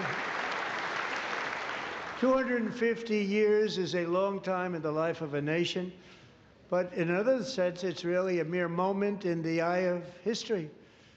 Two of the gentlemen we met in the gallery this evening took their first breaths 1 century ago, 100 years before that, on July 4th, 1826, the author of the Declaration of Independence, brilliant, Thomas Jefferson, drew his last breath.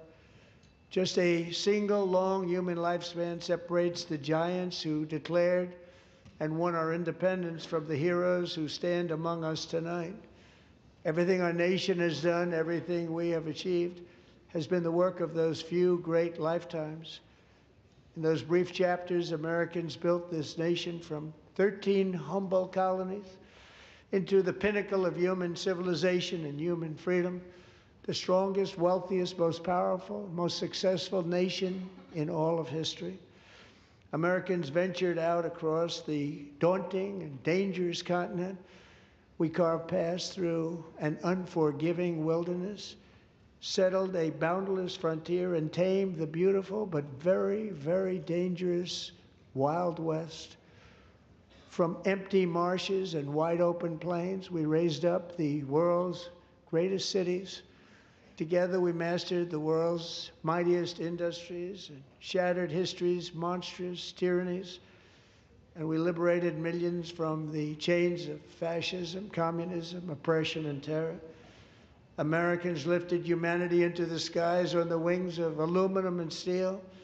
And then we launched mankind into the stars on rockets powered by sheer American will and unyielding American pride. We wired the globe with our ingenuity. We captivated the planet with American culture. And now we are pioneering the next great American breakthroughs that will change the entire world.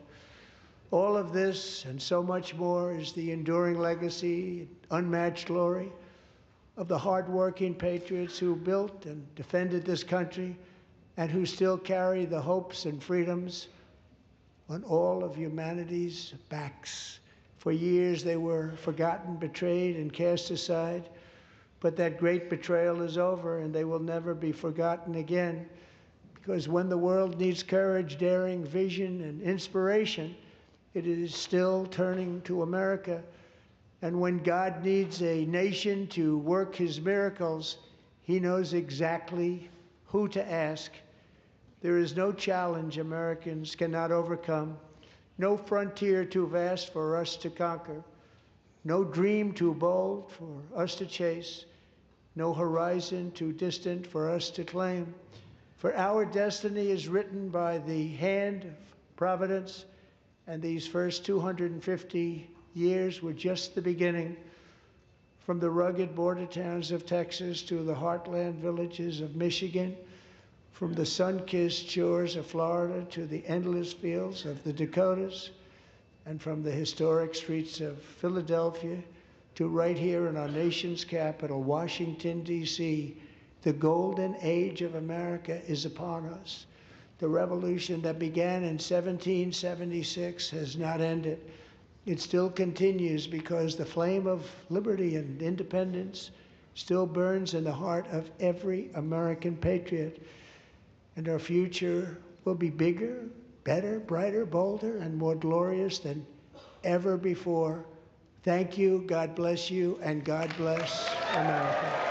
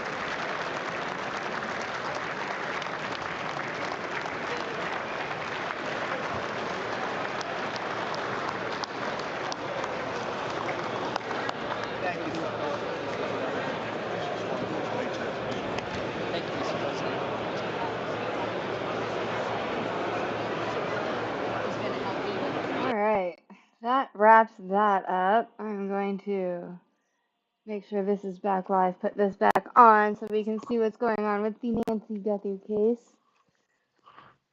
That is over. Let me know what you guys all thought of the State of the Union down below. I think it went a little bit longer than I was anticipating. Did not get our bingo. Well, maybe we did and I just missed something.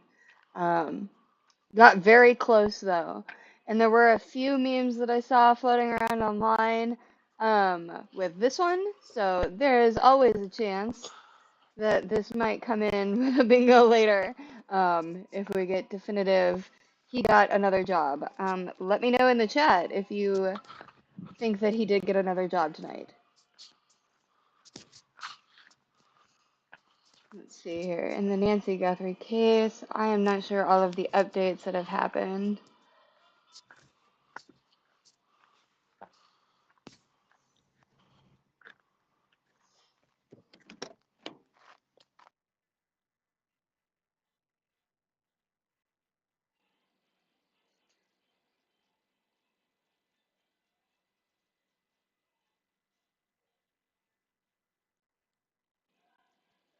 Let's see if we can grab any fake news immediately complaining about this speech. Freaking air is dry.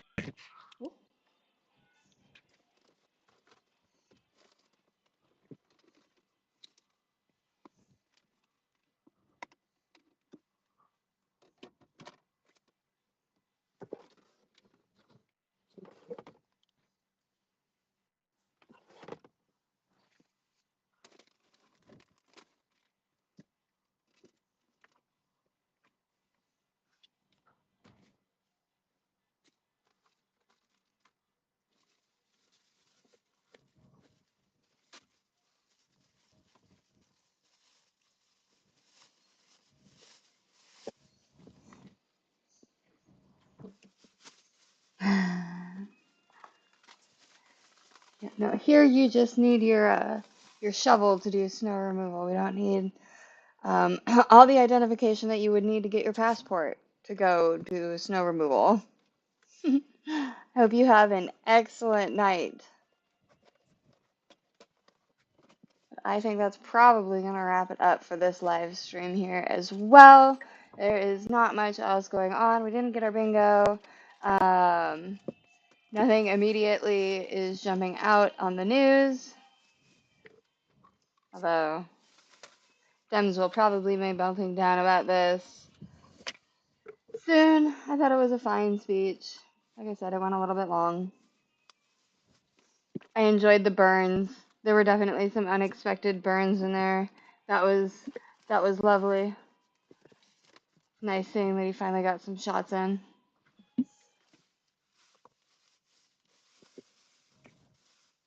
Yeah, and Carlin here is absolutely right. The Trump admin takes the terrorist threat of Antifa and the far left so seriously that he didn't mention it once in the State of the Union. Absolutely accurate. That could have been mentioned. All right.